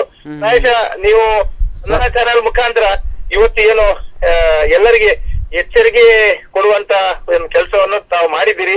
ನಾನು ನಾಳೆನೆ ನಮ್ಮ ಸಂಬಂಧಪಟ್ಟ ಅಧಿಕಾರಿಗಳಿಗೆ ಹೇಳಿ ಅದನ್ನ ಆದಷ್ಟು ಬೇಗ ಉಡುಪಿಯ ಜನತೆಗೆ ಒಂದು ಸುಂದರವಾದ ಪಾರ್ಕ್ ಅನ್ನು ನಿರ್ಮಿಸಿಕೊಡ್ಲಿಕ್ಕೆ ನಾನು ನಮ್ಮ ಪೌರ ನಗರಸಭೆಯ ಕಮಿಷನರಿಗೂ ಮತ್ತೆ ಎಲ್ಲ ಸಿಬ್ಬಂದಿ ವರ್ಗದವರಿಗೆ ಹೇಳಲಿಕ್ಕೆ ಬಯಸ್ತಿದ್ದಾರೆ. ಒಳ್ಳೆಯ ಒಂದು ಸಬ್ಜೆಕ್ಟ್ ಅನ್ನು ನೀವು ತಂದಿದ್ದೀರಿ, ಬಹಳ ಸಂತೋಷ. ಇಂಥದ್ದೇ ಅನೇಕ ಉಡುಪಿಯಲ್ಲಿ ತೊಂದರೆಗಳಿದೆ. ನಾವು ಸ್ಪಂದನ ಚಾನೆಲ್ ಮುಖಾಂತರ ಇದನ್ನೆಲ್ಲ ಸ್ವಲ್ಪ ಮಟ್ಟಿಗೆ ಜನರನ್ನು, ಅಧಿಕಾರಿಗಳನ್ನು, ಕೌನ್ಸಿಲರ್ಸ್ಗಳನ್ನು ಸ್ವಲ್ಪ ಮಟ್ಟಿಗೆ ಎಚ್ಚರಿಸಿದ್ರೆ ಇನ್ನು ಮುಂದೆ ಈ ರೀತಿಯ ತಪ್ಪುಗಳಿಗೆ ಆಗ್ಲಿಕ್ಕೆ ಇಲ್ಲ ಅಂತ ನನ್ನ ಭಾವನೆ ಸರ್. ಅದೇ ಯಾಕೆ ತಪ್ಪುಗಳನ್ನು ಎಚ್ಚರಿಸೋದು ಅಂತಂದ್ರೆ ಸಾರ್ವಜನಿಕರಿಗೆ ಒಳ್ಳೇದಾಗಬೇಕು, ಅವರಿಗೆ ಒಂದು ಹಿತದೃಷ್ಟಿಯಿಂದ ನೀವು ಕೂಡ ಕೆಲಸ ಮಾಡಬೇಕು ಅನ್ನೋ ಕಾರಣದಿಂದ ನಾವು ಈ ಒಂದು ಕಾರ್ಯಕ್ರಮವನ್ನು ಹಮ್ಮಿಕೊಳ್ಳುವಂಥದ್ದು. ಆದಷ್ಟು ಬೇಗ ಆಗಬೇಕು. ಕೇವಲ ಒಮ್ಮೆ ನೀವೊಂದು ಇದನ್ನು ಸ್ವಚ್ಛ ಮಾಡಿದ್ರೆ ಸಾಕಾಗೋದಿಲ್ಲ, ಪ್ರತಿ ಸರಿಯೂ ಕೂಡ ಮೇಂಟೈನ್ ಮಾಡಬೇಕಾದಂತ ಒಂದು ಅಗತ್ಯತೆ ಇದೆ ಅಂತ ಅನ್ಸುತ್ತೆ. ಅಗತ್ಯ ಇದೆ. Sure sir. ಇದನ್ನು ತಕ್ಷಣ ನಾನು ಈಗಲೇ ನಮ್ಮ ನಗರಸಭೆಯ ಹೇಳಿ ನಾಳೆಗೆ ಆಗ್ಲಿಕ್ಕೆ ಆಗ್ತದೆ ಅಂತ ಹೇಳಲಿಕ್ಕೆ ಕಷ್ಟ. ಯಾಕಂದ್ರೆ ಸರ್ಕಾರದ ಕೆಲಸ ಅದು ಕೂಡ ಈಗ DC ಅವರು ಅಧ್ಯಕ್ಷ ಆದ ಕಾರಣ ಅದನ್ನು ಸ್ವಲ್ಪ ಮಟ್ಟಿಗೆ ಈಗ ಕಷ್ಟ. ಬಟ್ ಆದಷ್ಟು ಬೇಗ ಅದೇನು ತೊಂದರೆಗಳಿದೆ ಅದನ್ನು ಆದಷ್ಟು ಬೇಗ ಉಡುಪಿಯ ಜನರಿಗೆ ಅನುಕೂಲ ಆಗುವ ರೀತಿಯಲ್ಲಿ ಅದನ್ನು ಮಾಡ್ಲಿಕ್ಕೆ ನಾನು ಈಗಲೇ ನಮ್ಮ ಸಂಬಂಧಪಟ್ಟ ಅಧಿಕಾರಿಗಳಿಗೆ ಹೇಳ್ತೇನೆ ಸರ್. ಆದಷ್ಟು ಬೇಗ ಅಂತಂದ್ರೆ ಒಂದು ಜನವರಿ 1ರಿಂದನಾದ್ರೂ ಮಾಡಕ್ಕಾಗತ್ತಾ ನೋಡಿ. Okay definite sir, definite. Okay, ಧನ್ಯವಾದಗಳು ಸರ್ ಸ್ಪಂದನ ವಾಹಿನಿ. Thank you. ಎಸ್, ಈಗಾಗಲೇ ಅವರು ಹೇಳ್ದಾಗೆ ಆದಷ್ಟು ಬೇಗ ನಾವು ಸರಿ ಮಾಡಿ ಕೊಡ್ತೇವೆ ಅಂತಕ್ಕಂಥ ಮಾತುಗಳನ್ನ ಹೇಳಿದ್ರು. ಇದಕ್ಕೆ ಏನು ಹೇಳ್ತೀರಾ? ಅಲ್ಲ, ಅವರು ಈ ಹಿಂದೆ 5 ವರ್ಷ ಇದು ಏನು ಮಾಡಿದ್ದಾರೆ ಅಂತದ್ದಿಲ್ಲ. ಅದೇ ಅವರು ಹೇಳಿದ್ರು ಹೊಸ ಈಗ ನೀತಿ ಸಂಹಿತೆ ಆ ಸಂಹಿತೆ ಅಂತೇಳಿ 6 ತಿಂಗಳ ಇದು 6 ತಿಂಗಳಲ್ಲ, 1 ವರ್ಷ ಹಿಂದೆ ಕೆಟ್ಟೋಗಿದೆ ಇದು. ಈಗ ಮನವಿ ಸಲ್ಲಿಸಿದ್ದೇವೆ. ಅದೇ ಈಗ ಇದು ರಂಗಮಂದಿರ ಹೇಳ್ತಾರೆ, ರಂಗಮಂದಿರ ನೋಡಿದ್ರೆ ಅವತ್ತು ಹೇಳಿ ಪ್ರಯೋಜನ ಇಲ್ಲ. ಕೀ ಇರೋದು ಹೊರಗಿನವರ ಹತ್ರ. ಯಾರು ಅನೈತಿಕ ಚಟುವಟಿಕೆ ಮಾಡ್ತಾರೆ ಅಲ್ಲಿ ಕೀ ಇರೋದವರ ಹತ್ರ. ನಗರಸಭೆಯಲ್ಲಿ ಇರುವಂತ ಕೀ ಅವ್ರ ಹತ್ರಕ್ಕೆ ಬಂತು. ನಾವು ರಾತ್ರಿ 11 ಗಂಟೆಗೆ ಒಮ್ಮೆ ಹೋಗಿ ನೋಡ್ತೇವೆ, ಎಬ್ಬಿಸ್ತೇವೆ, ಹೇಳುದಿಲ್ಲ. ಒಬ್ಬ ನಾವು ಈ ಕಡೆ ಬಾಗಿಲಲ್ಲಿರುವಾಗ ಆ ಕಡೆ ಬಾಗಿಲಿಂದ ತೆಗೆದ ಓಡಿಯಾಗಿದ್ದಾನೆ. ಅದಕ್ಕೆ ಒಬ್ಬ ಹೇಳ್ತಾನೆ ಬೀಗ ಇರುವುದು ಅವರ ಹತ್ರ. ಸಾರ್ವಜನಿಕರಿಂದ ಒಂದು ಕರೆ ಇದೆ. ಎಸ್, ನಮಸ್ಕಾರ ಸರ್, ಎಲ್ಲಿಂದ ಕರೆ ಮಾಡ್ತಾ ಇದ್ದೀರಾ? ನಿಮ್ಮ ಹೆಸರು? ಉಡುಪಿಯಿಂದ ಸಂತೋಷ್ ಅಂತೇಳಿ. ಎಸ್, ಹೇಳಿ ಸರ್. ಭುಜಂಗ ಪಾರ್ಕಿನ ಅವ್ಯವಸ್ಥೆಯ ಕುರಿತಾಗಿ ನಿಮಗೆ ಗೊತ್ತಿರಬಹುದು, ಏನ್ ಹೇಳ್ತೀರಾ ಈ ಕುರಿತಾಗಿ? ಭುಜಂಗ ಪಾರ್ಕ್ ಬಗ್ಗೆ ಅಲ್ಲ, ನಂದು ದಾದನಾಥ್ ಅಂತ ನನ್ನ ಫ್ರೆಂಡ್ ಅವರು, ಹಾಗಾಗಿ ನಾ ಫೋನ್ ಮಾಡ್ಲಿಕ್ಕೆ. ಎಸ್, ಹೇಳಿ ಏನ್ ಅಭಿಪ್ರಾಯಗಳಿದೆ ಹೇಳಿ. ಅಭಿಪ್ರಾಯ ಅಂತ ಒಳ್ಳೆ ಮೇಂಟೆನೆನ್ಸ್ ಅಂತ ಮಾಡುದಿಲ್ಲ, ಬೆಳೆದಿದ್ದೆಲ್ಲ ತುಂಬಾ ನಡೀತದೆ, ಬಗ್ಗೆ ಕ್ರಮ ಕೈಗೊಳ್ಬೇಕು ಹೇಳಿ ನಂದು ಇದು ಅಭಿಪ್ರಾಯ. ಅದೇ ವಿಚಾರವಾಗಿ ನಾವು ಮಾತಾಡ್ತಾ ಇದ್ದೇವೆ. ಧನ್ಯವಾದಗಳು ಸರ್ ಮಾತಾಡಿದ್ದಕ್ಕೆ. ಈಗಾಗಲೇ ಸಾರ್ವಜನಿಕರು ಕೂಡ ಹಲವಾರು ಮಾತುಗಳನ್ನು ಹೇಳ್ತಾರೆ. ಯಾಕಂತಂದ್ರೆ ಸರಿ ಇಲ್ಲ, ಮೇಂಟೆನೆನ್ಸ್ಗಳು ಸರಿ ಇಲ್ಲ, ಹೀಗೆ ಮುಂತಾದ ರೀತಿಯಲ್ಲಿ ಅವ್ಯವಸ್ಥೆಗಳನ್ನೇನೋ ಹೇಳ್ತಾರೆ, ಸಮಸ್ಯೆಗಳೇನೋ ಅವರಿಗೆ ಆಗ್ತಾ ಇರೋದರ ಕುರಿತಾಗಿ ಮಾತಾಡ್ತಾ ಹೋಗ್ತಾರೆ. ಆದರೆ ಸರಿ ಮಾಡುವ ದೃಷ್ಟಿಯಲ್ಲಿ ಯಾಕೆ ಹೀಗೆ ಅಂದರೆ, ಕಳೆದ ಬಾರಿ BJP ಇತ್ತು, ಕಾಂಗ್ರೆಸ್ ಇತ್ತು, ಅಂಥ ಸಂದರ್ಭದಲ್ಲಿ BJP ಅವರು ಹೀಗೆ ಸಮಸ್ಯೆಗಳಾಗ್ತಾ ಇದೆ ಅಂತ ಪ್ರತಿ ಸರಿ ಸಭೆಯಲ್ಲೂ ಕೂಡ ಪ್ರತಿ ಸರಿ ಚರ್ಚೆ ಆಗುವಾಗಲೂ ಕೂಡ ಅದನ್ನು ಎತ್ತಿ ಹಿಡಿದ್ರು ಈ ಒಂದು ಸಮಸ್ಯೆಗಳನ್ನು. ನಂತರ ಈಗ ಕಾಂಗ್ರೆಸ್ ಇದೆ, ಈಗ BJP ಇದೆ, ಆದರೆ BJP ಅವರು ಯಾವುದೇ ಕೆಲಸವನ್ನ ಮಾಡ್ತಾ ಇಲ್ಲ, ನಗರಸಭೆಗಳು ಕೂಡ ಕೈ ಕಟ್ಟಿಕೊಳ್ತಿದೆ. ಇದೆಲ್ಲ ವಿಚಾರ ಒಂದು ಕಡೆ ಆದರೆ, ಈ ಒಂದು ಭುಜಂಗ ಪಾರ್ಕನ್ನು ಹೇಗೆ ಸರಿ ಮಾಡ್ಬೋದು, ಮತ್ತೆ ಮೊದಲಿನ ಥರ ಸುಂದರವಾಗಿ ಹೇಗೆ ಮಾಡ್ಬೋದು ಅಂಥೇಳಿದರೆ, ಅಲ್ಲಿ ಏನಂತ ಹೇಳಿದರೆ ಅದು ಭುಜಂಗ ಪಾರ್ಕ್ ಸುವ್ಯವಸ್ಥೆಯಲ್ಲಿ ಇರಬೇಕಾದ್ರೆ ಏನು ಇವರು ಅಭಿವೃದ್ಧಿ ಕಾರ್ಯ ಮಾಡಿದ್ದಾರೆ ಅದು ನೀವು ಹೇಳಿದಾಗ ಹಂತ ಹಂತವಾಗಿ ಅದು ಆಯಾ ಸಮಯಕ್ಕೆ ಆಯಾ ಕಾಲಘಟ್ಟಕ್ಕೆ ಅದು ನಿರ್ವಹಣೆ ಮಾಡ್ತಾ ಹೋಗಬೇಕು. ಆಗ ಅದು ಅಭಿವೃದ್ಧಿ ಮಾಡಿದ್ದು ಸುವ್ಯವಸ್ಥೆಯಲ್ಲಿ ಇರ್ತದೆ. ಮತ್ತೆ ಇವರೊಂದ್ಸಲ ಮಾಡಿ ಆದ ನಂತರ ಅದರ ಕಣ್ಣೆ ಹಾಕುದಿಲ್ಲ ಆ ಕಡೆ. ನೋಡಿ, ಈಗ 3 ಕಾರಂಜಿಗಳು ಉಂಟು ಅಲ್ಲಿ. ಮೇಲೆ ಸಂಗೀತ ಕಾರಂಜಿ ಉಂಟು, ಹಾಳು ಬಿದ್ದಿದೆ. ಅದು ಕೆಳಗಡೆ 2 ಉಂಟು, ಅಲ್ಲಿ ಮೇಲೆ ಪಾರ್ಕಲ್ಲಿ ಮತ್ತೆ ಕೆಳಗೆ 2 ಕಾರಂಜಿ ಉಂಟು. ಒಟ್ಟು 3 ಕಾರಂಜಿಗಳು ಹಾಳು ಬಿದ್ದಿವೆ. ಮತ್ತು ಅಲ್ಲಿ ಕೆಲವೆಲ್ಲ ಮೂರ್ತಿಗಳು ಮಾಡಿಟ್ಟಿದ್ದಾರೆ, ಅವೆಲ್ಲ ಭಗ್ನಗೊಂಡಿದೆ. ಮತ್ತು ಎಲ್ಲ ಯಾವುದು ಇವರು ಅಭಿವೃದ್ಧಿ ಮಾಡಿದ್ದಾರೆ ಅದರ ನಿರ್ವಹಣೆ ಇಲ್ಲದೆ ಹಾಳಾಗಿದೆ. ಈಗ ಮಕ್ಕಳ ಇದು ಆಟಿಕೆಗಳೆಲ್ಲ ಇವೆ, ಅಲ್ಲಿ ತುಕ್ಕಿಡ್ದು ಹೋಗಿದೆ. ಮಕ್ಕಳಿಗೆ ತಾಗಿದ್ರೆ ಏನಾದರೂ ಇದು ಆರೋಗ್ಯಕ್ಕೆ ಹಾನಿಯಾಗಬಹುದು. ಮತ್ತು ಶೌಚಾಲಯ ಇದೆ, ಶೌಚಾಲಯ ಒಳ್ಳೆ ರೀತಿಯಲ್ಲಿ ಕಟ್ಟಿದ್ದಾರೆ, ಜನರಿಗೆ ವ್ಯವಸ್ಥೆ ಮಾಡಿದ್ದಾರೆ. ಹೌದು, ಅದರ ನಿರ್ವಹಣೆ ಇಲ್ಲ, ಅದು ಹಾಳು ಬಿದ್ದೋಗಿದೆ. ಅಲ್ಲಿ ಹೋಗುವಾಗಿಲ್ಲ. ಅಲ್ಲಿ ಮಹಿಳೆಯರ ಸ್ಥಿತಿ ಏನಾಗಬೇಕು? ಎಲ್ಲರೀಗ ನೀವು ಹೇಳಿದಾಗೆ ಸ್ವಚ್ಛತೆಗೋಸ್ಕರ ನಮ್ಮ ಜಿಲ್ಲೆಗೆ ಪ್ರಶಸ್ತಿ ಸಿಕ್ಕಿದೆ.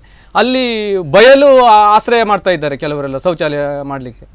ಅಂಥ ಪರಿಸ್ಥಿತಿಯಲ್ಲಿದೆ. ರಂಗ ಚಟುವಟಿಕೆಗೋಸ್ಕರ ರಂಗಮಂದಿರ ಕಟ್ಟಿದ್ದಾರೆ, ಅನ್ನೊಂದು ವೇದಿಕೆ ಮಾಡಿಕೊಟ್ಟಿದ್ದಾರೆ. ಆ ವೇದಿಕೆ ಏನಾಗಿದೆ ಅಂತ ಹೇಳಿದ್ರೆ ಎಲ್ಲ ಕುಡುಕರೆ ಮಲಗುದ ಜಗಲಿಯಲ್ಲೆಲ್ಲ. ಅಲ್ಲಿ ರಂಗ ಚಟುವಟಿಕೆಗಳು ನಡೆಯುವುದು ಹೇಗೆ? ಯಾವ ಉದ್ದೇಶಕ್ಕೆ ಮಾಡಿದ್ದಾರೆ ಆ ಉದ್ದೇಶಕ್ಕೆ ಮುಟ್ತಾ ಇಲ್ಲ.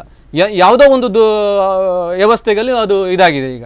ಹಾಗಾಗಿ ಅಲ್ಲಿ ಏನು ಮಾಡಬೇಕಂತ ಹೇಳಿದರೆ, ಅವರು ಯಾವ ಅಭಿವೃದ್ಧಿ ಮಾಡಿದ್ದಾರೆ ಆ ಅಭಿವೃದ್ಧಿಯನ್ನು ರಕ್ಷಣೆ ಮಾಡಬೇಕು ಮತ್ತು ಅದು ಹಾಳಾದಾಗೆ ಕಾಲಕ್ಕೆ ಅವರೇ ಸುವ್ಯವಸ್ಥೆಗೊಳಿಸಬೇಕು. ಈಗ ಬೀದಿ ದೀಪಗಳಿವೆ ಅಲ್ಲಿ ಸುತ್ತಲೂ ವಾಕ್ ಮಾಡಲಿಕ್ಕೆ. ಅಲ್ಲಿ ಏನಾಗಿದೆ, ಬಲ್ಪ್ ಕೆಟ್ಟೋದ ನಂತರ ಅದಕ್ಕೆ ಮತ್ತೆ ರಿಪೇರಿ ಮಾಡುವವರಿಲ್ಲ. ಒಂದು ಸಲ ಹಾಕಿದರೆ ಹೋಯ್ತದು. ಈಗ ಏನಾಗಿದೆ, 6 ಗಂಟೆ ನಂತರ ಜನರಿಗೆ ಕೆಲಸ ಬಿಟ್ಟು 6 ಗಂಟೆ ವಾಕಿಂಗ್ ಬರ್ತಾರೆ. ಆಗ ಬೆಳಕಿನ ವ್ಯವಸ್ಥೆ ಅತಿ ಮುಖ್ಯ ಅಲ್ಲಿ. ಆವಾಗ ಅಲ್ಲಿ ಏನಾಗ್ತದೆ ಅಂತ ಹೇಳಿದರೆ, ಅಲ್ಲಿ ಬೆಳಕಿಲ್ಲ, ಅಲ್ಲಿ ವಿಷಜಂತುಗಳು ತಿರುಗಾಡ್ತವೆ, ಹುಲ್ಲು ಬೆಳೆದಿರ್ತದೆ, ಗಿಡಗಂಟೆಗಳು ಬೆಳೆದಿರ್ತವೆ, ವಿಷಜಂತುಗಳು ಮತ್ತು ಕುಡುಕರ ಹಾವಳಿ ಒಂದು ಕಡೆ. ಅಂಥ ಸಮಸ್ಯೆಗಳಲ್ಲಿ ಇರುವಾಗ ಅಲ್ಲಿ ಜನರು ತಿರುಗೋದು ಹೇಗೆ? ಮತ್ತು ಅಲ್ಲಿ ಸೆಕ್ಯೂರಿಟಿ ಗಾರ್ಡ್ ಇದ್ದರೆ ಒಂದು ಜನರಿಗೆ ಒಂದು ಧೈರ್ಯ ಬರ್ತದೆ, ಮಹಿಳೆಯರಿಗೆ ಒಂದು ಧೈರ್ಯ ಬರ್ತದೆ, ನಡ್ಕೊಂಡು ಹೋಗ್ಬೋದು ಅಂತೇಳಿ. ಸೆಕ್ಯೂರಿಟಿ ಗಾರ್ಡ್ ಇಲ್ಲ, ಕುಡುಕರ ಹಾವಳಿ, ಪೊಲೀಸರ ಗಸ್ತಿಲ್ಲ. ಒಟ್ಟಾರೆ ಅಂತ ಹೇಳಿದರೆ ಸಮಸ್ಯೆಗಳ ಮೇಲೆ ಸಮಸ್ಯೆ ಅಂತ ಹೇಳ್ಬೋದು ಅಲ್ಲಿ. ಈಗ ಸಾರ್ವಜನಿಕರ ದುಡ್ಡು ಅಭಿವೃದ್ಧಿ ಮಾಡಿ ಹಾಳು ಮಾಡಿ ಹಾಕಿದ್ದಾರೆ. ಈಗ ಅವರು ರಂಗಮಂದಿರ ಬೇಕಿತ್ತಾ? ಯಾವ ಉದ್ದೇಶ ಕಟ್ಟಿದ್ದಾರೆ ಆ ಉದ್ದೇಶ ಬಳಕೆ ಆಗಬೇಕಿತ್ತು. ಅಲ್ಲಿ ಏನಾಗಿದೆ ಅಂತ ಹೇಳಿದರೆ ಕುಡುಕರದೆ ಪ್ರತಿಯೊಂದು ರೂಮಲ್ಲಿ ಯಾರ್ಯಾರೋ ಬಂದ್ಕೊಂಡು ವಸತಿ ಮಾಡ್ಕೊಂಡಿದ್ದಾರೆ. ಅಲ್ಲಿ ಒಂದು ಸರ್ಕಾರನೇ ಅವರಿಗೊಂದು ವಸತಿ ನಿಲಯ ಮಾಡಿಕೊಟ್ಟಾಗ ಆಗಿದೆ. ಅದಕ್ಕೆ ಎಚ್ಚರಿಸುವ ವ್ಯವಸ್ಥೆ ಇಲ್ಲ. ನಮ್ಮ ನಿತ್ಯಣ್ಣ ಹೇಳಿದ ಹಾಗೆ ನಗರಸಭೆಯಲ್ಲಿ ಇರಬೇಕಾದ ಬೀಗಿದ ಕೈ ಯಾರ್ಯಾರೋ ಕೈಯಲ್ಲಿ ಇದೆ. ಅದರದ್ದು ಮಂಗನ ಕೈಯಲ್ಲಿ ಮಾಣಿಕ್ಯ ಮಂಗನ ಕೈಯಲ್ಲಿ ಮಾಣಿಗೆ ಕೊಟ್ಟಾಗ ಆಗಿದೆ. ಇನ್ನೊಂದೇನು ಅಂತಂದ್ರೆ ನಗರಸಭೆಯ ಅಧಿಕಾರಿಗಳು ಪರ್ಸೆಂಟೇಜ್ ಲೆಕ್ಕದಲ್ಲಿ ಮಾತಾಡ್ತಾರೆ, ಪರ್ಸೆಂಟೇಜ್ ಲೆಕ್ಕದಲ್ಲಿ ಒಂದು ವ್ಯವಹಾರವನ್ನು ಮಾಡ್ತಾರೆ ಅಂತಕ್ಕಂಥ ಮಾತಿದೆ. ಏನು ಹೇಳ್ತೀರಿ? ಇಲ್ಲ, ಪರ್ಸೆಂಟೇಜ್ ಎಲ್ಲ ಇಲಾಖೆಯವರು ಇದೆ. ಈಗ ಏನೊಂದು ಕಾಮಗಾರಿ ಮಾಡುವಾಗಲಿ ಅದಕ್ಕೆ ಹೇಳುದು, ಈ ಟೆಂಡರ್ ಮಾಡುವಾಗ ಕೋಟಿ ಕಟ್ಟ ಟೆಂಡರ್ ಆದರೆ ಒಂದು ಅವರಿಗೆ ಬಹಳಷ್ಟು ಸಿಕ್ಕುತ್ತದೆ, ಆವಾಗ ಅದರ ಹಿಂದೆ ಹೋಗ್ತಾರೆ. ಈಗ ಕೆಟ್ಟು ಹೋದದನ್ನು ಯಾರು ನೋಡ್ತಾರೆ? ನೋಡೋದಿಲ್ಲ. ಈಗ ನಾವು ಹೇಳಬೇಕಷ್ಟೇ ಅವರು ಪರ್ಸೆಂಟೇಜ್, ನಾವು ಅರ್ಥ ಕೇಳಿದಿಲ್ಲ ಪರ್ಸೆಂಟೇಜ್ ನಮಗೆ ಯಾವುದು ₹1 ಕೊಡಲಿಕ್ಕಿಲ್ಲ ಹೇಳ್ತಾರೆ. ಈ ಕಡೆಯಿಂದ ಕಾಂಟ್ರಾಕ್ಟ್ನವ್ರು ಬಡಿತಾರೆ, ನಮಗೆ ಅವರಿಗೆ ಕೊಡದಿದ್ದರೆ ನಮಗೆ ಕೆಲಸ ಆಗೋದಿಲ್ಲ ಅಂತೇಳಿ ಹಾಗೆ ಇರ್ತೇವೆ. ಅದನ್ನೆಲ್ಲ ನಾವು ಇದು ಗ್ಯಾರಂಟಿಯಾಗಿ ನಾವು ಹೇಳಲಿಕ್ಕೆ ಬರೋದಿಲ್ಲ. ಅಂದರೆ ಜನರು ಹೇಳಿದ ಮಾತನ್ನು ನಾವು ಹೇಳ್ಬೋದಷ್ಟೇ. ಮತ್ತೆ ಇನ್ನೊಂದೇನಂತಂದ್ರೆ ಉಡುಪಿಯಲ್ಲಿ ಭುಜಂಗ ಪಾರ್ಕ್ ಅನ್ನ ಒಂದು ಬದಿಗಿಟ್ಟು ನೋಡೋದಾದ್ರೆ ಹಲವಾರು ಕಡೆಗಳಲ್ಲಿ ಇದೇ ರೀತಿಯಾದಂಥ ಒಂದು ಸಮಸ್ಯೆಗಳಿದೆ. ಈಗ ನಿಮಗೆ ಗೊತ್ತಿರುತ್ತೆ, ಸಾಮಾಜಿಕ ಹೋರಾಟಗಾರರಾಗಿ ಹಲವಾರು ಕಡೆಗಳಲ್ಲಿ ಹೋಗಿರ್ತೀರಿ, ಹಲವಾರು ಸಮಸ್ಯೆಗಳನ್ನು ನೋಡಿರ್ತೀರಿ. ಇದೇ ರೀತಿಯ ಸಮಸ್ಯೆಗಳು ಉಡುಪಿಯಲ್ಲಿ ಬೇರೆ ಎಲ್ಲೆಲ್ಲೆಲ್ಲ ಇದೆ. ನಾವೀಗ ಸಾಧಾರಣ ವಾಯುವಾರಿಗಳು ನಮಗೆ ಜಾಸ್ತಿ ದೂರುಗಳು ಬರೋದು ಭುಜರಂಗ ಪಾರ್ಕಿಂದ ಮಾತ್ರ ಅಂತ ಹೇಳಿದ್ರೆ, ಇಲ್ಲಿ ನಮ್ಮ ಉಡುಪಿ ನಗರ ಕಾಂಕ್ರೀಟ್ ಕಾಡಾಗಿ ಹೋಗಿದೆ. ಏನೋ ಅಲ್ಪ ಸ್ವಲ್ಪ ಮರಗಳು ಉಳಿದಿದ್ದು ಭುಜರಂಗ ಪಾರ್ಕು, ಅಲ್ಲಿ ಎಲ್ಲ ಹಿರಿಯ ನಾಗರಿ ಎಲ್ಲ ಹೋಗ್ತಾರೆ. ಅಲ್ಲಿಯ ಸಮಸ್ಯೆ ಕುರಿತು ನಮಗೆ ನಗರ ವ್ಯಾಪ್ತಿಯಲ್ಲಿ ನಮ್ಮ ಕಾರ್ಯಚಟುವಟಿಕೆ ಇದ್ದಾಗೋಸ್ಕರ ನಗರದ ದೂರುಗಳು ಜಾಸ್ತಿ ಬರ್ತದೆ ನಮಗೆ. ಮತ್ತು ಸ್ವಲ್ಪ ಅಲ್ಲಿ ನಿಮ್ಮ ಪತ್ರಕರ್ತರ ಪ್ರೆಸ್ ಕ್ಲಬ್ ಇದೆಯಲ್ಲ ಸರ್, ಅಲ್ಲಿ ಒಂದು ಸಾಲು ಮರಗಳಿವೆ, ಅಲ್ಲಿ ಕೆಲವು ಜನಗಳು ಕೂತ್ಕೊಳ್ತಾರೆ. ಅಲ್ಲಿ ಜಾರು ಬಂಡಿದೆ, ಅದು ಕಿತ್ತೋಗಿದೆ, ಹಾಳಾಗಿದೆ, ಅದಕ್ಕೆ ಪೈಂಟಿಂಗ್ ಇಲ್ಲ, ಅದು ಹೋದ ಪರಿಕರಕ್ಕೆ ವೆಲ್ಡ್ ಮಾಡಲಿಲ್ಲ, ಜೋಡಣೆ ಮಾಡಲಿಲ್ಲ. ಮತ್ತು ಅಲ್ಲಿ ಸುತ್ತ ಇರುವಂಥ ಮರದ ಕಟ್ಟೆಗಳ ಕಲ್ಲೆಲ್ಲ ಕುಸಿದು ಬಿದ್ದಿದೆ, ಮತ್ತು ಮೇರೆಯ ಗೆಲ್ಲುಗಳೆಲ್ಲ ಒಣಗಿದೆ. ಅದು ಎಲ್ಲ ಅಲ್ಲಿ ಬೆಂಚೆಲ್ಲ ಇದೆ, ಅಲ್ಲಿ ಅವರು ಕೂತಾಗ ಅವ್ರ ತಲೆ ಮೇಲೆ ಬೀಳುವ ಸಾಧ್ಯತೆಯೂ ಇರ್ತದೆ. ಕೆಲವರು ನೆರಳಿನ ಆಶ್ರಯಗೋಸ್ಕರ ಅಲ್ಲಿ ಕೂತ್ಕೊಂಡಿರ್ತಾರೆ, ವಾಹನಗಳು ನಿಲುಗಡೆ ಮಾಡ್ತವೆ, ಗೆಲ್ಲುಗಳು ಬೀಳ್ಬೋದು. ಅಲ್ಲಿ ಸಹ ಒಂದು ಅವ್ಯವಸ್ಥೆನೇ ಇದೆ. ಅಲ್ಲಿ ಆಟದ ಸಣ್ಣ ಜಾರು ಬಂಡಿ ಅಲ್ಲ, ಅಲ್ಲಿ ಸಹ ಒಂದು ಸಣ್ಣ ಪ್ರಮಾಣದಲ್ಲಿ ಇದೆ. ಅಲ್ಲಿ ಅವ್ಯವಸ್ಥೆನೇ ಇದೆ. ಅಲ್ಲಿ ನೀವು ಯಾವಾಗದು ಪ್ರೆಸ್ ಕ್ಲಬ್ಬಿಗೆ ಹೋಗುವಾಗ ಅಲ್ಲಿ ಕಣ್ಣು ಹಾಯಿಸ್ಬೋದು ಸರ್. ನಾಯರ್ಕೆರೆ ಇದೆಲ್ಲ ನೋಡ್ತಾ ಹೋದ್ರೆ ಅಂದ್ರೆ ಉಡುಪಿ ಒಂದು ಕಾಲದಲ್ಲಿ ಸ್ವಚ್ಛತೆಯ ನಗರವಾಗಿ ಮಾರ್ಪಾಟಾಗಿತ್ತು. ನಂಬರ್ 1 ಪ್ಲೇಸ್ಗಳನ್ನ, ನಂಬರ್ 2 ಪ್ಲೇಸ್ಗಳನ್ನ, ಹೀಗೆ ಮುಂತಾದ ರೀತಿಯಲ್ಲಿ ಪ್ರಶಸ್ತಿಗಳನ್ನ ಪಡೆದುಕೊಂಡಿತ್ತು. ಆದ್ರೆ ಯಾಕೆ ಈಗ ಕಳೆಗುಂದುತ್ತಾ ಬಂದಿದೆ ಒಂದು ಉಡುಪಿ? ಈಗ ಆಗೋದಕ್ಕೆ ಕಾರಣಗಳೇನು? ಅದೇನೋ ಇವರಿಗೆಲ್ಲ ಒಂದು ಕಡೆ ಒಂದು ಪ್ರಶಸ್ತಿ ಸಿಕ್ಕಿದೆ.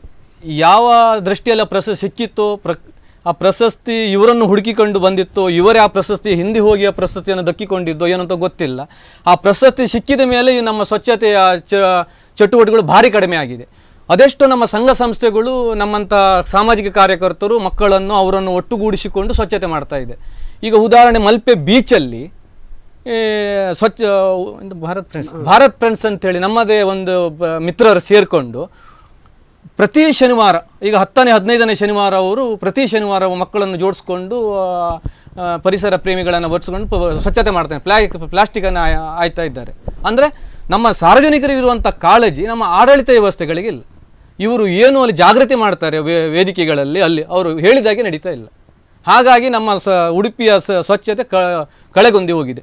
ಈಗ ನೀವು ಒಂದು ಸಲ ರಾಷ್ಟ್ರೀಯ ಹೆದ್ದಾರಿಗೆ ಹೋಗಿ ಸರ್, ಇಲ್ಲಿ ನಮ್ಮ ಶಾರದಾ ಹೋಟೆಲ್ ಆ ಕಡೆ ಎಲ್ಲ ಹೋಗಿ, ಅಲ್ಲಿ ಎಲ್ಲ ರೋಡ್ ಉದ್ದಕ್ಕೂ ನಮಗೆ ಸ್ವಾಗತ ಮಾಡೋದು, ನಮ್ಮ ಉಡುಪಿ ನಗರವನ್ನು ಪ್ರವೇಶ ಮಾಡುವಾಗ ಸ್ವಾಗತ ಮಾಡೋದೇ ಪ್ಲಾಸ್ಟಿಕ್ ತೊಟ್ಟೆಗಳೇ. ಮನೆಯಿಂದ ಬರುವಾಗ ಹೆಂಡತಿ ಕಳಿಸ್ಕೊಡ್ತಾಳೆ ಗಂಡನ ಹತ್ರ, ಹೋಗಿ ಇದು ಕಸ ತಗೊಂಡು ಹೋಗಿ ಅಂತ. ಇವ ಹೋಗುವಾಗ ಹೆಲ್ಮೆಟ್ ಹಾಕಿರ್ತಾನೆ, ಯಾರಂತ ಗೊತ್ತಾಗೋದಿಲ್ಲ, ಬೈಕಿಂದ ಎಸೆದು ಹೋಗ್ತಾರೆ. ನಿತ್ಯದ ಬೆಳಗ್ಗೆ ನಡೀತಾ ಅದೇ ಸನ್ನಿವೇಶ, ಫಸ್ಟ್ ಚಟುವಟಿಕೆ ನಡೀತಾ ಇರೋದು ಬೈಕಲ್ಲಿ ಹೋಗುವ ಜನರದ್ದು ಅದೇ. ಅದ್ರ ಬಗ್ಗೆ ಅಧಿಕಾರಿಗಳು ಕಾಳಜಿನೇ ಇಲ್ಲ ಸರ್. ಗ್ರಾಮೀಣ ಪ್ರದೇಶದಲ್ಲಿ ಸಿಕ್ಕಾಪಟ್ಟೆ ಇದೆ.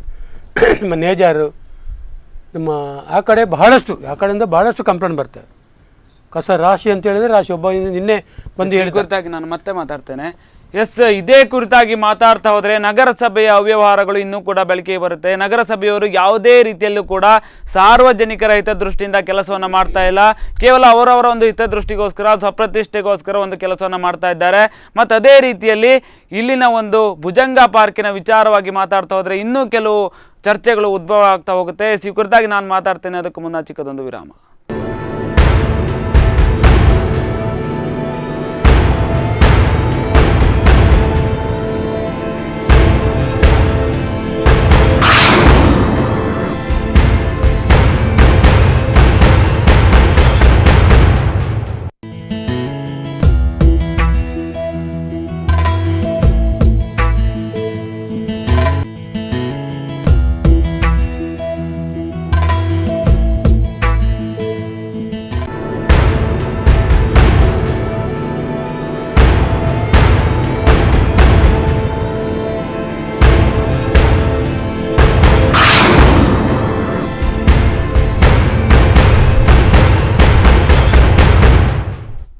ವಿರಾಮದ ನಂತರ ಕರೆಂಟ್ ಅಫೇರ್ಸ್ಗೆ ಮತ್ತೆ ಸ್ವಾಗತ.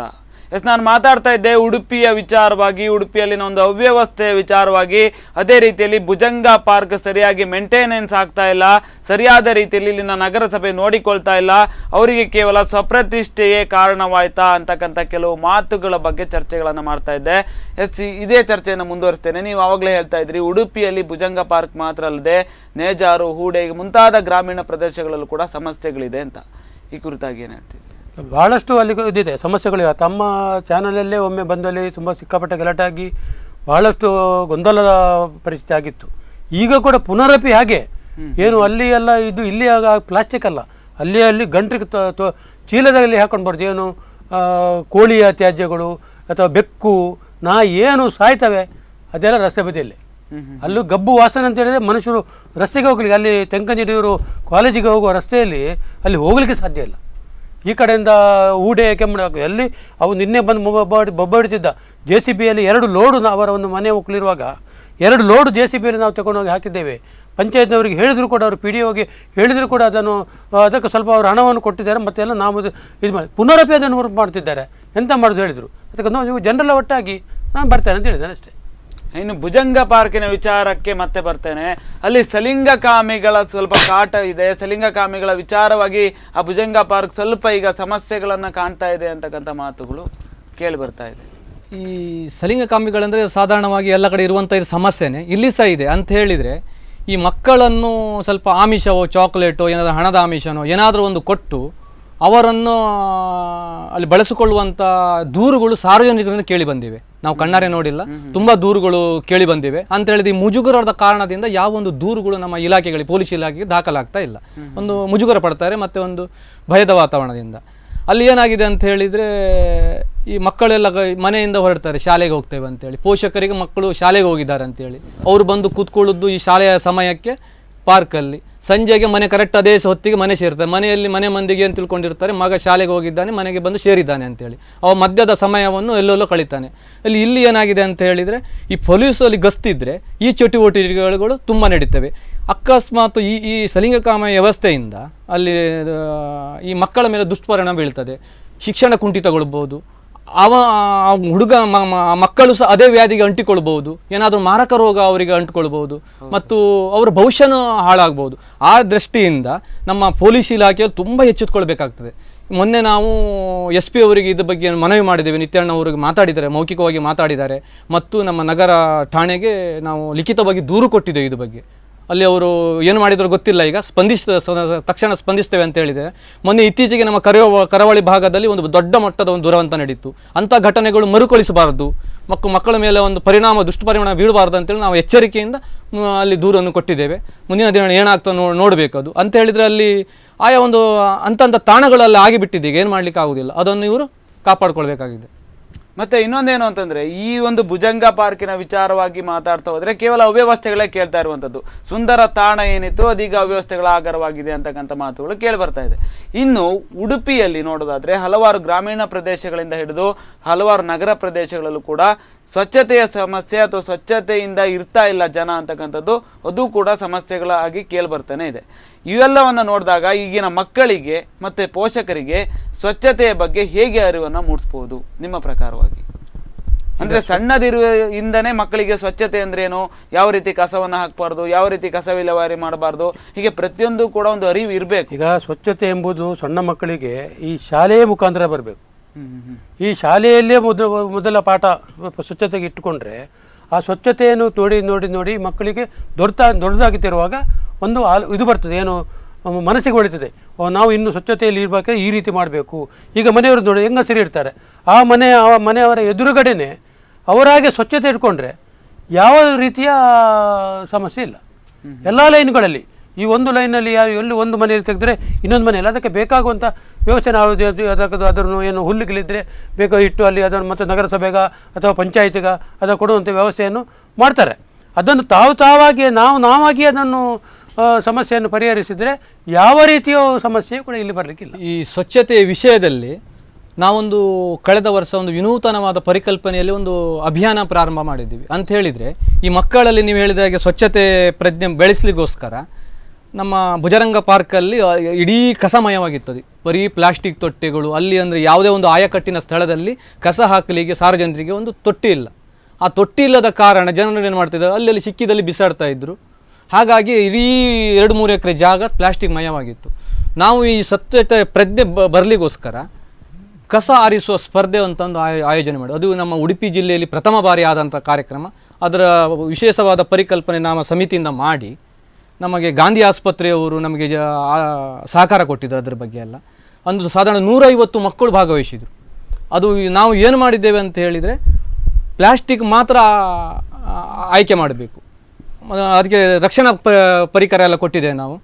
ಅರ್ಧ ಗಂಟೆ ಸಮಯ, ಅರ್ಧ ಗಂಟೆಯಲ್ಲಿ ಯಾರು ಅತಿ ಹೆಚ್ಚು ಪ್ಲಾಸ್ಟಿಕ್ ಆಯ್ಕೆ ಮಾಡ್ತಾರೆ, ಆರಿಸ್ತಾರೆ, ಅವರಿಗೆ ಪ್ರಥಮ ಮತ್ತು ದ್ವಿತೀಯ ಮತ್ತು ತೃತೀಯ ಬಹುಮಾನಗಳು, ಮಹಿಳಾ ವಿಭಾಗ ಮತ್ತು ಪುರುಷರ ವಿಭಾಗ ಮಕ್ಕಳಲ್ಲಿ ಮಾಡಿದ್ದು.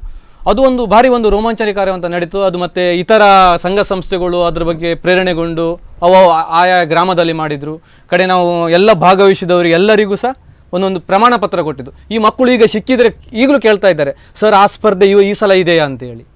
ಅಂದರೆ ಅಷ್ಟು ಅವರಿಗೆ ಇದು ಸ್ವಚ್ಛತೆ ಬಗ್ಗೆ ಅರಿವಾಗಿತ್ತು ಆ ಸಂದರ್ಭದಲ್ಲಿ. ಹಾಗೆ ಪ್ರತಿಯೊಂದು ಹೀಗೆ ಕಡೆ ಈ ಥರ ಎಲ್ಲ ಮಾಡ್ತಾ ಹೋದರೆ ಸ್ವಚ್ಛತೆ ನಮ್ಮನ್ನು ನಾವು ಉಳಿಸ್ಕೊಳ್ಬೋದು ಸ್ವಚ್ಛತೆಯಿಂದ. ಈಗ ನಮ್ಮಲ್ಲಿ ಸ್ವಚ್ಛತೆಯ ಪ್ರಜ್ಞೆ ಇಲ್ಲದಿದ್ದರೆ ನಾವು ರಾಜಕೀಯ ವ್ಯವಸ್ಥೆಗಳನ್ನು, ಎಲ್ಲ ರಾಜಕೀಯ ವ್ಯವಸ್ಥೆಗಳು ಮಾಡಲಿಕ್ಕೆ ಆಗೋದಿಲ್ಲ ಸ್ವಚ್ಛತೆ ಬಗ್ಗೆ. ನಾವು ಎಲ್ಲಿ ಕಸ ಹಾಕಬಾರ್ದು ಅಲ್ಲಿ ಹಾಕಬಾರ್ದು, ನಾವೇನು ಮಾಡ್ತೇವೆ, ಸಿಕ್ಕಲ್ಲಿ ಕಸ ಹಾಕ್ತಾ ಇದ್ದೇವೆ. ನಮ್ಮಲ್ಲಿ ಸ್ವಚ್ಛತೆಯ ಪ್ರಜ್ಞೆ ಇದ್ದರೆ ಈ ಸ್ವಚ್ಛತೆಯ ಸಮಸ್ಯೆಗಳು ಬರ್ತದೆ. ಎಲ್ಲವನ್ನು ಆಡಳಿತ ವ್ಯವಸ್ಥೆಗಳ ಮೇಲೆ ನಾವು ದೂರಲಿಕ್ಕೆ ಆಗೋದಿಲ್ಲ. ನಾವು ನಮ್ಮ ಸ್ವಚ್ಛತೆಯನ್ನು ನಾವು ರಕ್ಷಣೆ ಮಾಡಿಕೊಂಡ್ರೆ ಸಮಸ್ಯೆಗಳು ಉದ್ಭವ ಆಗುವುದಿಲ್ಲ ಅಂತ ಹೇಳ್ಬೋದು. ಅದೇ ನಮ್ಮ ಕಾಲ್ಬುಡವನ್ನು ನಾವೇ ಸ್ವಚ್ಛತೆ ಮಾಡ್ಕೊಳ್ಬೇಕು. ಆದರೂ ಕೂಡ ಕೆಲವೊಂದೊಂದು ಕಡೆಗಳಲ್ಲಿ ನಗರ ಸಭೆಗಳ ಅವಶ್ಯಕತೆ ಇರುತ್ತೆ. ಇಂಥ ಒಂದು ಪ್ರದೇಶಗಳಲ್ಲಿ, ನಗರ ಪ್ರದೇಶಗಳಲ್ಲಿ ಅವಶ್ಯಕತೆ ಇರುತ್ತೆ. ಈಗಾಗಲೇ ರಮೇಶ್ ಕಾಂಚನ್ ಅವರು ಹೇಳಿದ್ರು, ಆದಷ್ಟು ಬೇಗ ನಾನು ಸರಿ ಮಾಡ್ತೇನೆ ಅಂತಕ್ಕಂಥ ಮಾತುಗಳನ್ನು ಹೇಳಿದ್ರು. ಏನು ಹೇಳ್ತೀರಿ ಇದ್ರ ಬಗ್ಗೆ? ಸರಿ ಮಾಡಬಹುದು ಅವರ ಅವಧಿಯಲ್ಲಿ ಸಾರ್ವಜನಿಕರಿಂದ ಒಂದು ಕರೆ ಇದೆ. ಎಸ್, ನಮಸ್ಕಾರ ಸರ್, ಎಲ್ಲಿಂದ ಕರೆ ಮಾಡ್ತಾ ಇದ್ದೀರಾ? ನಿಮ್ಮ ಹೆಸರು? ನಮಸ್ತೆ, ಕಾರ್ಕಳದಿಂದ ಇವಾಗ ಫೋನ್ ಮಾಡಿದಲ್ಲ, ಆನಂದ ರುದ್ರ. ಹಾ, ಹೇಳಿ ಸರ್. ಇದು ಪರಮೇಶ್ ಸರ್ ಹೇಳಿರೋದು ಬಹಳ ಚೆನ್ನಾಗಿದೆ. ಆ ನಂತರ ನಮ್ಮ ಇವರು ನಿತ್ಯಾನಂದ್ ಸರ್ ಹೇಳಿರೋದು ಇನ್ನು ಅದ್ಭುತವಾಗಿದೆ. ಯಾಕಂತ ಹೇಳಿದ್ರೆ ಇಂಥದ್ದೇ ಎಂಕಲ್ ನ ಲೈವ್ ನಾನು ಫುಲ್ಲು ಪಾತ್ರ ಇಷ್ಟಪಡ್ತೆ. ದಾಯಕ್ ಬಂಡ ಇನ್ನಿತ್ತ ಎಂಕಲ್ ಐತೆ ಪ್ಲಾಸ್ಟಿಕ್ ವಿಚಾರ ಆತ ಅಭಿಯಾನ ಮಲ್ದೇರೆ ಸರ್ ಯಾನ್ ಎರಡ ಪಾತ್ರಡು ಹೇಳಿ ಹೇಳಿ ಹೇಳಿ ನಿತಾನ್ ಸರ್ ಇತ್ತೆ ಎಂಕಲು ಪ್ಲಾಸ್ಟಿಕ್ ಬಗ್ಗೆ ಇತ್ತು ಮಲ್ತೊಂದಿಲ್ಲ ಪಣ್ಣ ಸರ್ ನಿಷೇಧ ಮಲ್ದಂಡು ರಾಜ್ಯ ಸರ್ಕಾರ ಅಂಚಾದಿ ಪುನಾಗ ಐತ ಓಲೋಲು ಅಂಗಡಿ ಪ್ಲಾಸ್ಟಿಕ್ ತಿಕ್ಕೊಂಡು ಮಾತಾಡ್ಲೆ ಗೊತ್ತುಂಡು ಕೂಡ ಹೋದ ಅಂಗಡಿಗೆ ಹೋದ ಐಡನ 1 kg ಕೊಡ್ಲೆ 2 kg ಕೊಡ್ಲೆ ಎಂದು ಪ್ಲಾಸ್ಟಿಕ್ ತೊಂದರೆ ಅಂಚಿತ್ನ ಒಂದು ಅಂಗಡಿಗೆ ಬೀಗ ಪಾಡ್ರೆಗೆ ಜಿಲ್ಲಾಧಿಕಾರಿಗೆ ಸಮರ್ಥನೆ ಇದ್ಯಾ ಅರೆಗೆ ದಾಲ ಅಧಿಕಾರ ಇದ್ಯಾ ಉಂಡು ಇತ್ತೆ ಮರಣಿಂಚಪ್ಪ ಏರು ನಗರಸಭೆದ ಏರು ಅಧಿಕಾರಿಲು ಕೆಲವು ಅಂಗಡಿ ಪೂರ ಪೋದು ಕೆಲವು ಪ್ಲಾಸ್ಟಿಕ್ದ ಇಂದಿನ ಪೂರ 19 ಇದ್ದಾರೆ. ಇದು ಆ್ಯಕ್ಚುಲಿ ಅದು ಈ ಪ್ಲಾಸ್ಟಿಕ್ ಕಾರ್ಖಾನೆ ನಡೆದೇ ಉಡುಪಿ ಬೈಜಿ ಬಂದು ಇನ್ನೇನು ಬೇಗ ಬೋಡಾಪಿನ ಬೈಜಿ ಬಂದಾಡ ಅಪ್ಪಾಗ ಪ್ಲಾಸ್ಟಿಕ್ ಬರ್ಪಿನ ಅಂಶನೇ ಪೂಜಿ ಈತ ಪ್ರತಿ ಒಂಜಿ ಈತ ತುಲೆ ಬಿಸ್ಕಿಟ್ ಪ್ಯಾಕೆಟ್ ಇರ್ನ ಶೇಮಿಗಿದೆ ಪ್ಯಾಕೆಟ್ಗೆ ತೊನ್ನೆ ಪ್ಲಾಸ್ಟಿಕ್ ಪ್ರತಿ ವಿಷಯ ಎಲ್ಲ ಪ್ಲಾಸ್ಟಿಕ್ದ ಅಂಶ ಉಂಡೆ ಅವೇನಿತ್ತು ಹೊರನೇ ತಡೆಗಟ್ಟಕ್ಕೆಲ್ಲ ಅಂತ ಕಷ್ಟ ಅವು ಆಂಡ ಈರ್ಪಣ್ಣಕ್ಕ ಪ್ಲಾಸ್ಟಿಕ್ ತ್ಯಾಜ್ಯವನ್ನು ಇಡೀ ದೇಶದ ಮುಕ್ತ ಓಡ್ ಪಣ್ಪಿನ ಪ್ರಶ್ನೆ ಹೆಂಗಡೆಲ್ಲ ಉಂಟು ಅಂಡ್ ನಿತ್ಯಾನಂತರ ವಿಚಾರ ಬಂದ ಇಷ್ಟ ಬರ್ತೆ ಪಣ್ಣ ಮಕ್ಕಳು ಅಧಿಕಾರಿಗಳು ಅಕಲು ಬರ್ಪುನ ಟೈಮ್ ಅರ್ಧ ಗಂಟೆ ತುಂಬ ಪಂಪೇರು ಆಯ್ನ ಇತ್ತಿನ ಐತೆ ಕುರಿದಿನ ಪ್ಲಾಸ್ಟಿಕ್ ಬಿದಾಯಿದೈತೆ ಆಯ್ನ ಸೀಸ್ ಮಲ್ತಿ ಲೆಕ್ಕ ಮಲ್ಪೆ ಅಧಿಕಾರಿಗಳ ಒಂದು ಮಾಹಿತಿಗೆ ತೊಂದ್ರೆ ವಾ ಅಂಗಡಿಗೆ ನಿಕ್ಕಲು ರೈಡ್ ಮಲ್ತದ್ದು ಒಂದು ಸೀಸ್ ಮಲ್ತಾರಂದ್ರೆ ಕುಡಾ ಅಂಗಡಿಗೆ ಈ ಜಿಲ್ಲಾಧಿಕಾರಿನೇ ಲೆಕ್ಕಂಪೋಲೆ ಕುಡಾ ಅವೇ ಪ್ಲಾಸ್ಟಿಕ್ ಅನ್ನು ಆರಂಭಿಸುವೆ ತೂಕ ಸರ್ ಈರ್ಪಣ್ಣವನ್ ಯಾನು ಗಮನ ಹರಿಸೋದು ಯಾನು ಐತ ಬಗ್ಗೆ ಒಂದು ಪ್ರಯತ್ನ ಮಲ್ಪೇವೆ ಸರ್ ಜಿಲ್ಲಾಧಿಕಾರಿ ಇಪ್ಪಾಡು ರಾಜ್ಯಪಾಲ ಇಪ್ಪಾಡು ಏನ್ ಇಪ್ಪಾಡು ಅಕಲ್ನ ಕರ್ತವ್ಯ ಅಕಲ್ ಮಲ್ಪೋಡು ಅಕಲ್ನ ಕರ್ತವ್ಯ ಮಲ್ಪೋಡು ಬಂಡ ಹೊರ ಸೀಸಾಯಿನ ಅಂಗಡಿ ಕೂಡ ಬಾಗಿಲ್ದೆ ಪರಬಲ್ಲಿ ಏಪ ಮುಟ್ಟ ಅಲ್ಪ ಪ್ಲಾಸ್ಟಿಕ್ ಆಯ್ನ ಬರ್ಪುಜೆಂದು ಗ್ಯಾರಂಟಿ ಹಾಕಿ ಮುಟ್ಟ ಏಕ್ ರೈಡ್ ಮಲ್ತೇರೆ ಏಕ್ ರೈಡ್ ಆಂಡ್ ಆ ಜಾಗಡು ಕೂಡ ಅಕಲು ಪ್ಲಾಸ್ಟಿಕ್ನೇ ಮಾರೊಂದುಲ್ಲೇರು ಇಂತೆ ಒಂದು ಸಿಗರೇಟ್ ದ ಬ್ಯಾರನೆ ಧೂಮಪಾನ ನಿಷೇಧ ಮಲ್ದಂಡೆ ಅಂಕಲ್ನ ತುಳುನಾಡು ಪಂಡ್ ಪ್ರಯತ್ನ ಮಲ್ಪ ಸರ್ ಪ್ರಯತ್ನ ಮಲ್ಪ ಅದೇ ಏನ್ ನಮಿತ್ತು ವಿಶ್ವಾಸ ಇತ್ತಿನೈಕ್ ಪರಮೇಶ್ವರ್ ನಮಿತ್ತು ವಿಶ್ವಾಸ ಇತ್ತಿನೈಕ್ ಡೈರೆಕ್ಟ್ ಬಂದ ಹೋರಾಟ ಬಂದ ಏತ್ ಬಂದ ಒಂದೊಂದು ಇಂಕಲ ಗೊತ್ತುಂಡು ನಾನು ಬಂಗಾರத்தை ನೊಟ್ಟಿಗೆ ಸಮಾಜವಾದ ಹಿಡಿತೀನಿ ಜನಕ್ಲೆಗೆ ಇಂಕಲು ಪಂದ್ ಅಕ್ಲೆಗೆ ಅರ್ಥ ಹಾಪುಜಿ ಅಂದತ್ ಗೊತ್ತಾಕೊಂಡು ಹೌದು ಸರ್ ಮಲ್ಪಗ ಸರ್ ಗೊತ್ತಾಕೊಂಡು ಆಂಡ ಪ್ರಯತ್ನ ಇಂದ ಬಂಡ ಇತ್ತೆ ಜಿಲ್ಲಾಧಿಕಾರಿಗಳಿಗೆ ಅಧಿಕಾರ ಉಂಡತೆ ಅಧಿಕಾರನ ಆರು ಈತತ್ತಿಲ್ಲ ದೇಸಾಯಿಗೆ ಪೂರ ಎಂಕಲಿಗೆ ರಾಜಕಾರಣಿಗಳಿಗೆ ಅಧಿಕಾರ ಇದ್ದು ಬಲ್ಪ ಜಿಲ್ಲಾಧಿಕಾರಿನ ಇಪ್ಪುನು ಆರ್ನ ಇಪ್ಪುನು ಅಂತ ಜಿಲ್ಲಾಧಿಕಾರಿನ ಅಧಿಕಾರನೇ ಭುಜಂಗ ಪಾರ್ಕ್ನ ಅಭಿವೃದ್ಧಿ ಮಾಡ್ಕೊಂಡೈತೆ. ಇದೇ ಗುರುತಾಗಿ ಮಾತಾಡ್ತೇವೆ ಸರ್. ಧನ್ಯವಾದಗಳು ಸರ್ ಸ್ಪಂದನ ವಾಹಿನಿ ಜೊತೆ ಕರೆ ಮಾಡೋದಕ್ಕೆ. ಪ್ಲಾಸ್ಟಿಕ್ ಮುಕ್ತವನ್ನ ಮಾಡೋದಕ್ಕೆ ಆಗೋದಿಲ್ವಾ, ಪ್ಲಾಸ್ಟಿಕ್ ನಿಷೇಧವನ್ನ ಮಾಡೋದಕ್ಕೆ ಆಗೋದಿಲ್ವಾ ಅಂತಕ್ಕಂಥ ಮಾತುಗಳನ್ನ ಹೇಳಿದ್ರು. ಆಗ್ತದೆ. ಈಗ ಎಲ್ಲ ಕಡೆಯಲ್ಲಿ ಈಗ ಪ್ಲಾಸ್ಟಿಕ್ ಮುಕ್ತ ಅಂತ ಹೇಳ್ತಾರೆ. ಹೌದು ನೋಡಿ, ಈಗ ಮೊನ್ನೆ ಈ ಲಕ್ಷ ದೀಪೋತ್ಸವ ಬಂತು, ಇಡೀ ರಥಬೀದಿಯಲ್ಲೇ ಪ್ಲಾಸ್ಟಿಕ್ ಮಯ. ಬೆಳಿಗ್ಗೆ ಮುಂಜಾನೆ 6 ಗಂಟೆಗೆ ಹೋದರೆ ಇಡೀ ರಸ್ತೆಯಲ್ಲಿ ನಂತರ ಅದು ತೆಗೆದದ್ದು ಫೋಟೋಗಳಿವೆ. ಹಾಗಿರೋ ಅದನ್ನೇ ಅವರು ಆವಾಗಲೇ ನಗರಸಭೆ ಅಧಿಕಾರಿ ಅವರಿಗೆ ಸಾಧ್ಯತೆ ಇತ್ತು, ಪ್ಲಾಸ್ಟಿಕ್ ಇದ್ದವರು ಇಲ್ಲಿ ಮಾರಾಟ ಮಾಡಲಿಕ್ಕಿಲ್ಲ, ಪ್ಲಾಸ್ಟಿಕನ್ನು ಎಲ್ಲಿ ಮುಕ್ತವಾಗಿ ಇಲ್ಲಿ ಮಾರಾಟ ಮಾಡ್ತೀರಾ ನಿಮಗೆ ನಾವು ಒಪ್ಪಿಗೆ ಕೊಡ್ತೇವೆ ಅಂತ ಹೇಳಿದರೆ ಅವಾಗ ಆವಾಗಲೇ ಅವರಿಗೆ ಸ್ವಲ್ಪ ಈ ವ್ಯಾಪಾರಸ್ಥರಿಗೆ ಕಡಿವಾಣ ಆಗಬೇಕಿತ್ತು, ಮಾಡಲಿಲ್ಲ ಅವರು. ಮತ್ತು ಇನ್ನೊಂದು ರಮೇಶ್ ಕಾಂಚನ್ ಅವರು ಈಗ ಮಾತಾಡಿದಾಗ ನಾವು ಸರಿ ಮಾಡಿಕೊಡ್ತೇವೆ, ಕೆಲವೇ ದಿನಗಳಲ್ಲಿ ಸರಿ ಮಾಡಿಕೊಡ್ತೇವೆ ಅಂತ ಮಾತುಗಳನ್ನು ಹೇಳಿದ್ರು. ಅದಕ್ಕೆ ನೀವೇನು ಹೇಳ್ತೀರಿ? ಅಲ್ಲ ಇಲ್ಲ ಸರ್, ನೋಡಿ 5 ವರ್ಷ ಅವರ ಕೈಯಲ್ಲಿ ಆಡಳಿತ ಇದ್ದಾಗ ಮಾಡಲಿಕ್ಕೆ ಆಗಲಿಲ್ಲ, ಇನ್ನು ಅವರು ಏನು ಮಾಡ್ಬೋದು? ಈಗ 6 ತಿಂಗಳಲ್ಲಿ ಆಗಲಿ, 6 ತಿಂಗಳ ಹಿಂದೆ ಹೋದಂಥ ವಸ್ತುಗಳವೆಲ್ಲ ಈಗ 6 ತಿಂಗಳಲ್ಲಿ ಅವರಿಗೆ ಯಾರಿಗೂ ಅಧಿಕಾರ ಇಲ್ಲ. ಹಾಗೆ ಹೇಳ್ತಾರೆ ನಾನು ಮಾಡ್ತೇನೆ ಅಂತೇಳಿ, ಅವರು ಮಾಡಿಸ್ಲಿ, ನಮಗೆ ಸಂತೋಷ ಇದೆ, ಎಲ್ಲ ರೀತಿಯ ಒಳ್ಳೆಯ ಕೆಲಸವನ್ನು ಮಾಡಲಿ, ಅದಕ್ಕೆ ನಮಗೆ ದೇವರ ಆಶೀರ್ವಾದ ಖಂಡಿತ ಇದೆ ಅಂತ ನಾನು ಹೇಳಿ ಬಯಸ್ತೇನೆ. ಕೊನೆಯದಾಗಿ ಒಂದು ಸ್ವಚ್ಛತೆ ಕುರಿತಾಗಿ ಉಡುಪಿ ನಗರ ಹೇಗಿರಬೇಕು, ನಗರಸಭೆಯ ಕರ್ತವ್ಯಗಳೇನು, ಈ ಕುರಿತಾಗಿ ಕೊನೆಯದಾಗಿ ನೀವೇನು ಹೇಳ್ತೀರಿ? ಕೊನೆಯದಾಗಿ ಮಾತಂತ ಹೇಳಿದರೆ, ಈ ಸ್ವಚ್ಛತೆ ಬಗ್ಗೆ ಈ ಅಧಿಕಾರಿಗಳು ಏನು ಅವರಿಗೆ ಹೊಣೆ ಇದೆ ಆ ಹೊಣೆಗಾರಿಕೆಯನ್ನು ಅವರು ಪಾಲನೆ ಮಾಡ್ಕೊಂಡು ಹೋಗಬೇಕು. ಮತ್ತು ಸಾರ್ವಜನಿಕರಿಗೂ ಸಹ ಹಾಗೆ ಅವರು ಅರಿವು ಮೂಡಿಸುವಂಥ ಕೆಲಸ ಮಾಡಬೇಕು. ಸಾರ್ವಜನಿಕರು ಎಲ್ಲಿ ಸ್ವಚ್ಛತೆ ಇಡಬೇಕು ಆ ರೀತಿಯಲ್ಲಿ ಸ್ವಚ್ಛತೆಯನ್ನು ಇಟ್ಕೊಳ್ಳುವಂಥ ಕೆಲಸ ಮಾಡಬೇಕು. ಈ ಭುಜರಂಗ ಪಾರ್ಕಿನ ವಿಚಾರದಲ್ಲಿ ಸಾರ್ವಜನಿಕರ ತುಂಬ ಸ್ವತ್ತು ಅಲ್ಲಿ ನಾಶ ಆಗ್ತಾ ಇದೆ. ಅದರ ಬಗ್ಗೆ ತುಂಬ ರಕ್ಷಣೆ ತಗೊಳ್ಬೇಕಾಗ್ತದೆ ಮತ್ತು ಅದರ ಬಗ್ಗೆ ಕಾವಲುಗಾರ ಇಡಬೇಕಾಗ್ತದೆ. ಅಲ್ಲಿ ಕುಡಿಯೋ ನೀರಿನ ವ್ಯವಸ್ಥೆ ಆಗಬೇಕಾಗಿದೆ, ಮತ್ತು ಕುಡುಕರ ಹಾವಳಿಯನ್ನು ತಪ್ಪಿಸಬೇಕಾಗಿದೆ. ಮತ್ತು ಅಲ್ಲಿ ಗಾಂಧಿ ಕಟ್ಟೆ ಏನಿದೆ, ಗಾಂಧಿಗೆ ಅಪಮಾನ ಆಗ್ತಾ ಇದೆ, ಅಲ್ಲೇ ಕುಡುಕರು ಕುಡಿತಾ ಇದ್ದಾರೆ, ಅದಕ್ಕೆ ಒಂದು ಬೇಲಿಯ ರಕ್ಷಣೆ ಬೇಕಾಗಿದೆ. ಮತ್ತು ಅದಕ್ಕೆ ಬೆಳಕಿನ ವ್ಯವಸ್ಥೆ, ಒಂದು 10-15 ಸಮಸ್ಯೆಗಳಲ್ಲಿ ಆ ಒಟ್ಟು ಭುಜರಂಗ ಪಾರ್ಕಿನಲ್ಲಿ ಎದುರಾಗಿದೆ ಸಾರ್ವಜನಿಕರಿಗೆ. ಅಲ್ಲಿ ಎಲ್ಲ ಏನು ಸಮಸ್ಯೆಗಳಿದೆ ಅದಕ್ಕೆ ಅವ್ರಿಗೆ ಕೂಡಲೇ ಸ್ಪಂದಿಸಬೇಕು. ಮತ್ತು ಅಲ್ಲಿ ಇದು ಸೆಕ್ಯೂರಿಟಿ ಗಾರ್ಡ್ ಒಂದು ನೇಮಕ ಮಾಡಬೇಕು, ಪೊಲೀಸ್ ಗಸ್ತು ಇಡಬೇಕು, ಮತ್ತು ಕುಡುಕರ ಹಾವಳಿಯನ್ನು ತಡೆಗಟ್ಟಬೇಕು. ಮತ್ತು ರಂಗ ಚಟುವಟಿಕೆ ನಡೆಯುವಂಥ ಬಯಲು ರಂಗ ಮಂದಿರ ಏನಿದೆ ಅದನ್ನು ರಂಗ ಚಟುವಟಿಕೆಗಳಿಗೆ ಮುಕ್ತವಾಗಿ ಕೊಡಬೇಕು. ಮತ್ತು ಅಲ್ಲಿ ಏನು ಗಾಜುಗಳು ಹೊಡೆದಿದೆ ಕಿಡಿಗೇಡಿಗಳು ಅದೆಲ್ಲ ದುರಸ್ತಿಪಡಿಸಬೇಕು. ಮತ್ತು ಈ ಶೌಚಾಲಯ ಹಾಳಾಗಿ ಹೋಗಿದೆ, ಅಲ್ಲಿ ಮಹಿಳೆಯರಿಗೆ ಭಾರಿ ಸಮಸ್ಯೆ ಎದುರಾಗಿದೆ, ಅದೆಲ್ಲವನ್ನು ಸುವ್ಯವಸ್ಥೆಗೊಳಿಸಿದರೆ ಭುಜರಂಗ ಪಾರ್ಕ್ ಒಂದು ಸುವ್ಯವಸ್ಥಿತ ಪಾರ್ಕ್ ಅಂತ ಹೇಳ್ಬೋದು. ಸಾರ್ವಜನಿಕರು ಒಂದು ವಾಯುವಾರವನ್ನು ಒಂದು ಒಳ್ಳೆ ರೀತಿಯಲ್ಲಿ ನಡೆಸ್ಬೋದು ಅಂತ ಹೇಳ್ತಾ ಇದ್ದೇನೆ. ಇದೇ ಪ್ರಶ್ನೆನ ನಾನು ನಿಮಗೆ ಕೇಳ್ತೇನೆ. ಉಡುಪಿಯ ಒಂದು ನಗರ ಸ್ವಚ್ಛವಾಗಿರಬೇಕು ಅಂತಂದರೆ, ಗ್ರಾಮೀಣ ಪ್ರದೇಶದಿಂದ ಹಿಡಿದು ನಗರ ಪ್ರದೇಶದಿಂದ ಹಿಡಿದು ಹೀಗೆ ಸ್ವಚ್ಛವಾಗಿಡಬೇಕು ಅಂತಂದರೆ, ಸಮಗ್ರ ಅಭಿವೃದ್ಧಿ ಆಗಬೇಕು ಅಂತಂದರೆ ನಗರಸಭೆಗಳು ಏನೆಲ್ಲ ಕರ್ತವ್ಯಗಳನ್ನು ಹಾಕ್ಬೋದು? ಇಲ್ಲ, ನಗರಸಭೆಗಿಂತ ಮುಖ್ಯವಾಗಿ ನಮ್ಮ ನಾಗರಿಕರದು ಸಹಕಾರ ಬೇಕಾಗ್ತದೆ. ಈಗ ಇಲ್ಲಿ ರಸ್ತೆ ಬದಿಯಲ್ಲಿ ಬಿಸಾಡುವವರು ಯಾರು? ನಾಗರಿಕರು. ನಾಗರಿಕರಿಂದಲೇ ನಾವು ಸ್ವಚ್ಛತೆಯನ್ನು ನಾವು ಮೊದಲ ಹಂತಕ್ಕೆ ಅದನ್ನು ಬೆಳೆಸಿಬಿಟ್ರೆ ಈ ಹಂತಕ್ಕೆ ಬರಲಿಕ್ಕೆ ಆಗುವುದಿಲ್ಲ. ಈಗ ನಗರಸಭೆ ಎಲ್ಲವನ್ನೂ ಎಲ್ಲ ಕಡೆಯಲ್ಲಿ CC ಕ್ಯಾಮರಾ ಇಡಲಿಕ್ಕೆ ಅಳವಡಿಸಲಿಕ್ಕೆ ಆಗುವುದಿಲ್ಲ. ಹಾಗಿರುವಾಗ ನಗರದಲ್ಲಿ ಅಥವಾ ಪಟ್ಟಣದಲ್ಲಿ ಆಗಲಿ ಪಂಚಾಯತ್ಗಳಲ್ಲಾಗಲಿ ನಾಗರಿಕರ ಹೊಣೆ ಇದಕ್ಕೆ ಬಹಳ ಮುಖ್ಯವಾದಂಥದ್ದು.